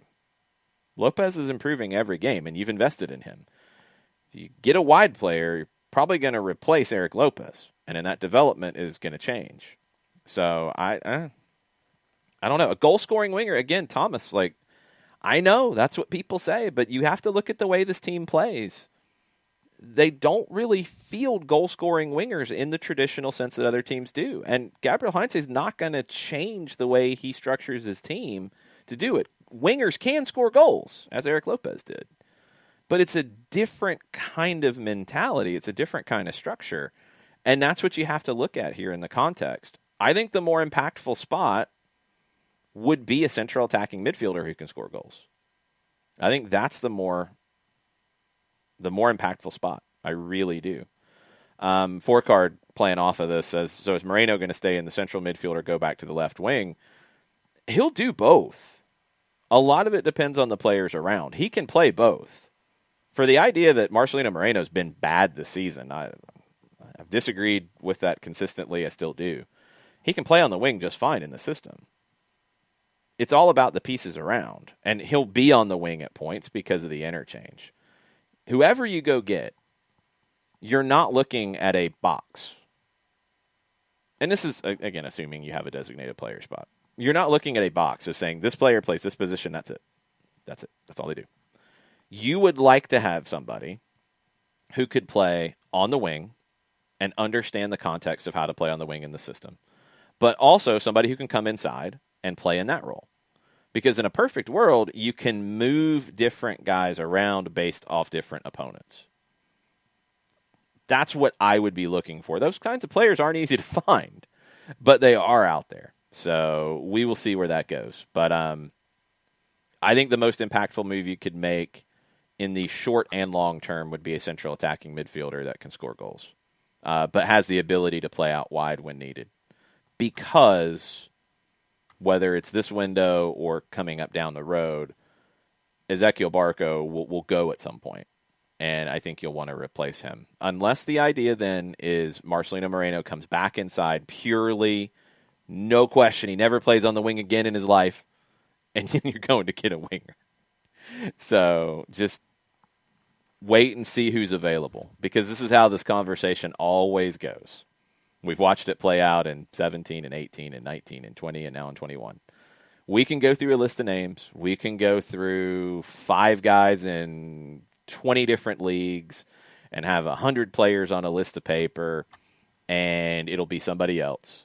Or it will happen in a different way because of the structure of MLS and the timeline of how moves could happen. Yeah, Alan Franco could get bought down. That could open up a spot. We don't know how much cap space there is in general to make that happen. Would there need to be other moves to make that happen? Also, yes, Barco could be sold at some point. So then that would open up possibly another spot. Yes, it could get all kinds of crazy, all kinds of wacky.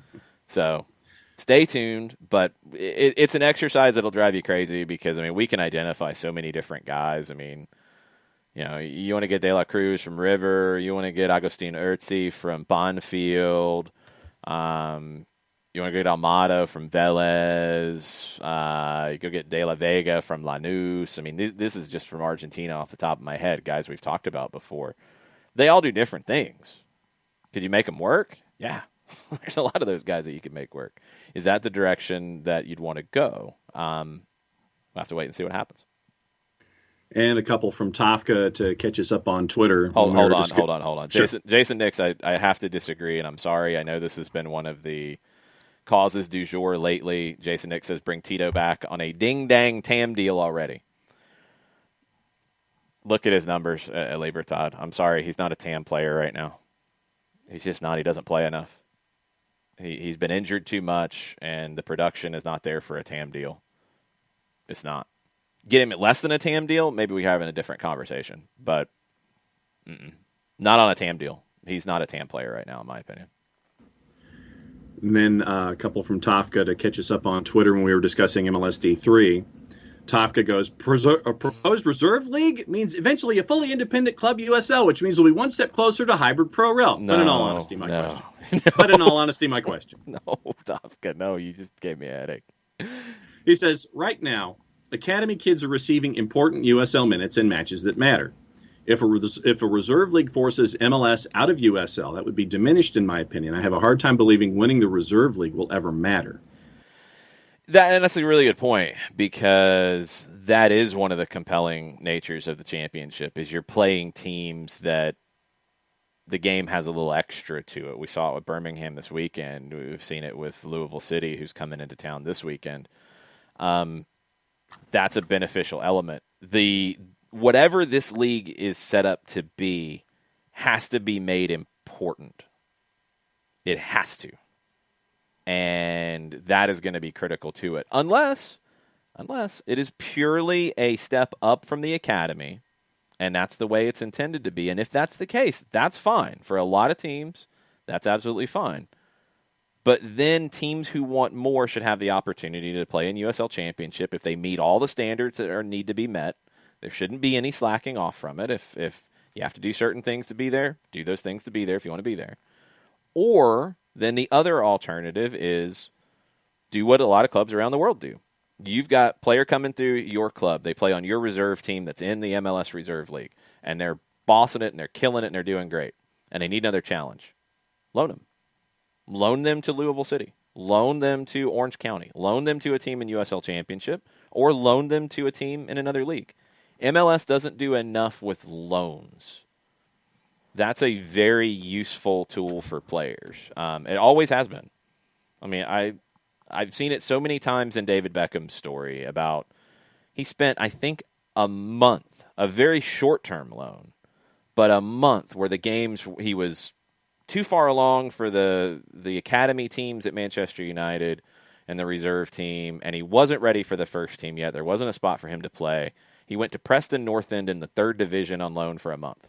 And he got beat up, but he also toughened up a little bit, and he loved it. And it benefited his game in a big way. Those kinds of situations need to happen more for MLS teams because there are players who get into that in-between, who their second team is not enough of a challenge, whatever level it's at, and the first team is too big yet. There needs to be that in-between, and if that means creating partnerships with Argentine clubs to send guys down on loan to play in a different competition and get kicked around a little bit, do it. Do it. Ecuador, Uruguay, send guys down to South America on loan. Do it. The loan doesn't always have to be the loan with the idea that you're going to sell the player to that club. Sometimes the loan can be to benefit your own club. And it maybe you still make the sale down the road. I'd love to see MLS teams do that more. Would love to see MLS teams do that more. And the last thing that'll catch us up, and Tafka linked to something overseas from United Captured, the guy who runs that, and I haven't seen anything to corroborate this. I was doing some research on it early this morning when Tafka posted this. Apparently, according to this guy, Inter Milan defaulted on their payment agreement with Manchester United for Lukaku, currently owe £45 million for the transfer. Due to this, they must now pay Manchester United in full this summer or provide a player of this valuation. I haven't seen anything, Tafka, to corroborate that or back that up. No, there's been that kind of thing for a while now with Inter. Inter's got financial issues. There's no way around that. But that kind of stuff has come up on Lukaku. It's come up on, is it Hakimi, who they got from Real Madrid, I believe? And I think they worked out a deal. There were multiple players that Inter owes money to clubs on. And they are going to run out of time on it. But I don't know where that time frame stands right now. I'm very skeptical of that stuff from – who is this one from? An outlet called United Captured, and the guy is UTD Wesley is on Twitter. He's got 16,500 followers. Yeah, but if you're not by your name on Twitter, I'm going to be a little skeptical of this kind of news. Right. Is it a possibility at some point this happens? Yeah, because Inter's broke. Mm-hmm. But I don't think that's the case yet because that same thing has been reported in the past. And it was generally followed up by, yes, it's a problem. We have an agreement. We're paying it a separate way, what have you, blah, blah, blah, blah. So, yeah, slow down on that stuff. I'm not buying it until something happens with it. Right. Inter's also reportedly gotten in a substantial loan for this season to cover things. So I think they're okay on these obligations for now. Yeah, and so like I said, that's why I was doing some digging to see if anything could corroborate that. This was the only thing that I had seen on it, and that was why I prefaced it by saying it that way. Yeah, but we've talked about this before in multiple fronts. I don't think anything's necessarily changed just yet. Okay, anything else on Twitter? We're caught up. All right. Sky Italia is reporting that Antonio Conte is asking for €3 million more annually than Tottenham are currently offering, and they continue to negotiate. That is interesting. Also, according to the Telegraph, if Antonio Conte goes to Spurs, Fabio Paratici is expected to join him. And that makes it unclear as to what would happen to the current staff at Spurs in terms of the sporting department. That's an intriguing one. That makes it sound like that kind of thing coming out makes it sound like, well, wait a minute, maybe this is further down the road than just he's on a list and it's being talked about. So very, very interesting there. The messy stuff is obviously making the rounds everywhere. Nick, I was wondering what you would think about that. He said if Paratici takes over, he's cleaning house, which probably needs to happen at Spurs because I feel like they've kind of leveled off. Like they kind of are what they are, and it's not going to change. So they more than likely do need to clean house and change it up and do something different. Other news and odds and ends that we have not talked about as of yet. Sam Mewis is up for the Women's PFA Player of the Year award in England for her time at Manchester City. Mewis is, I think, the most important player for the U.S. women's national team right now. Julie Ertz is generally that player for me. She's banged up. Hopefully she'll be back for the Olympics. But Sam Mewis, I think, has turned into that player. Unbelievable. Unbelievable talent. And I don't know if she gets that award because there's others who've had great years too. But just to be in the mix, it's very, very cool to see. Gareth Southgate talking about England's 26-man squad for the Euros. 15 of them have no tournament experience previously. Southgate yesterday said that's a positive. He said his young stars are not carrying the, quote, baggage of failure, which is an issue for some English players over the years. So we'll see. Look, Southgate got them to a World Cup semifinal. I'm not doubting the guy. I think Gareth Southgate has done a very, very good job. The investigation that got Big Sam out of the job in England and got the Gareth Southgate in has really paid off in very positive things for England, because they would not have gotten to a World Cup semifinal under Big Sam, and he would not still be there. So this has worked out. This was a good thing. Sports Pro has the Professional Clubs Valuation, the European Elite 2021 report that they have written about. The elite teams across Europe have seen their collective value decrease by 6.1 billion euros, $7.5 billion year on year due to COVID. Real Madrid's at the top of this list. It's KPMG who has done this list in terms of the valuations. Real Madrid valued, they're at the top. Barcelona was valued at 4.4 billion. Manchester United valued at 3.2. Bayern is fourth. Liverpool is fifth. Bayern is valued at 2.6 billion euro. Liverpool valued at 2.2 billion euro. PSG moved up to eighth, valued at just over $2 billion. Tottenham is in ninth now. Juventus returned to the top 10 with a value of $1.7 billion. Arsenal fell out of the top 10. They have lost 6 positions since 2016 when KPMG did their first ranking. All clubs in the top 10 have seen their enterprise value fall since last year's study. Real's value dropped by almost $700 million, 16%. Manchester United dropped $832 million, about 20%. Revenues for the top 10 clubs accounted for almost 60% of the total income of all 32 clubs included in the report, accounted for only a third of the aggregate net loss. So clubs took a loss over the last year. Some clubs took a little bit bigger loss than others. Not a shock. Manchester United took the biggest loss, which has got to be concerning. Arsenal falling off has to be concerning for them. Wolfsburg have hired Mark Van Bommel as their new manager. Arturo Vidal is in the hospital in Chile. This was kind of weird how all this happened. So he was vaccinated against COVID on Friday. He was initially taken to the hospital with a throat infection, and it was described as severe tonsillitis. Then it was confirmed that he had tested positive for coronavirus. Everybody else has tested negative on the Chilean team. He's obviously not going to play in a huge game against Argentina tomorrow, and that's a huge loss for Chile. Hopefully all will be okay, and hopefully everything is okay. Maybe this tonsillitis is the bigger issue than COVID. Who knows? But yeah. Arturo Vidal at 34 is still a massive part of Chile's national team, and they're going to be hurting without him.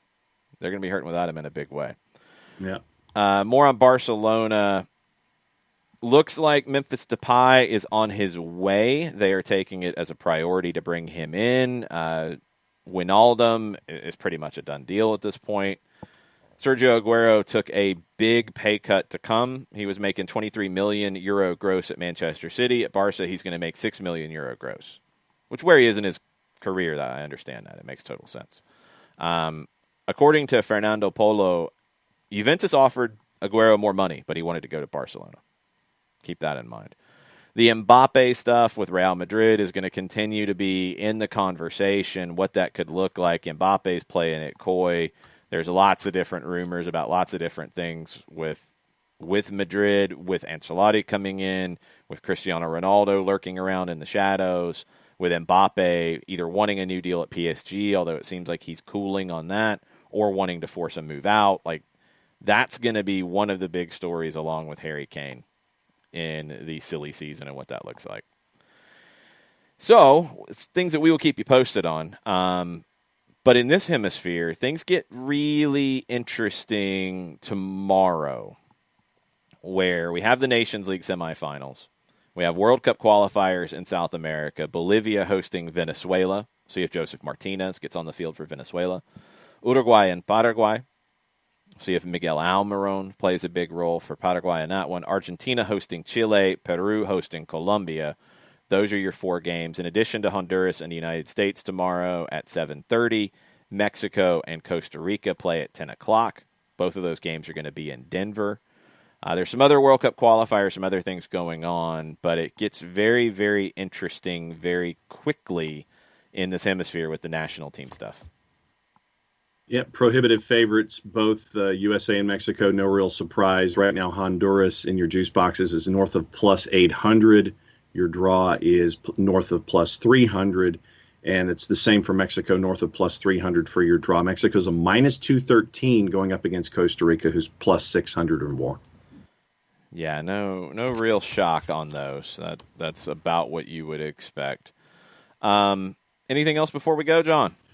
A couple of things. There was the discussion about Harry Kane, and right now it looks like if it's Manchester City, the Athletic reporting that Mahrez, Sterling, Gabriel Jesus, and Emerick Laporte could be shipped to secure the funds for Kane. So in one way or another, and it could be 2 of those that could be sent as make weight, sending it back the other way. So it could be you could see Manchester City unloosening the purse strings to try to bring in Harry Kane, as the front office said yesterday.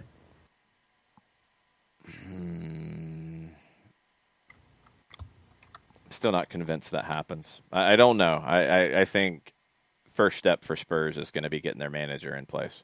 Yeah. Stoppage time today, 2 o'clock on Facebook, facebook.com/929 the game. And if you didn't see it this weekend, I know I retweeted it and it was making the rounds as Tom Russo yells at me. If you haven't seen it, it was very cool what Darren Eales did. Mark Holloway, longtime supporter, passed away last week for Atlanta United. As part of Terminus Legion when they got started. I knew Mark back in those days. Great guy, huge fan, loved the game, loved having conversations with him. He listened to Peachtree Post and Soccer Down Here a lot, interacted with us over the years. Mark had leukemia. He passed after a long battle with it. And Darren went out of his way, wanted to make sure the family was taken care of on Saturday, went up to the seats to speak to Mark's wife and give her a hug and just do what this club does and just puts a personal touch on everything. So it's not a surprise that Darren would do this. I think if you've gotten to know him over the years, whether you've actually met him or just watched the way he treats people, he does the right thing, and he is a great guy. And I think he went above and beyond with this. So it was very cool. It's very cool what the club did to honor Mark. It's very cool what the supporters did to honor Mark in the 18th minute as well.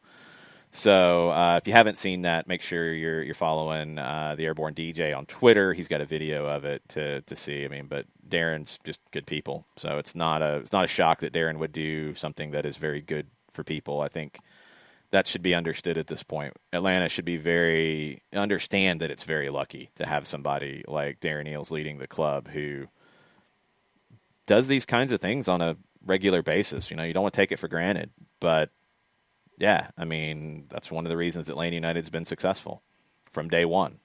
And it's one of the reasons that, I think it will continue to be successful because Darren puts people first. He always has. So credit to Darren. Obviously, and we said it on the radio broadcast as well. Our thoughts are with Mark's family and friends. And, I know a lot of people and talked to a good number of people on Saturday who, are dealing with this. And it's an awful thing. And I think what everybody's doing to honor Mark is very, very cool. And there's some very cool things in the plans as well coming down the road. So stay tuned on that. On that note, we'll be back for stoppage time at 2. We'll be back tomorrow morning to get you ready for U.S. men's national team. Y'all have a good rest of the day. Much platiel. Much platiel.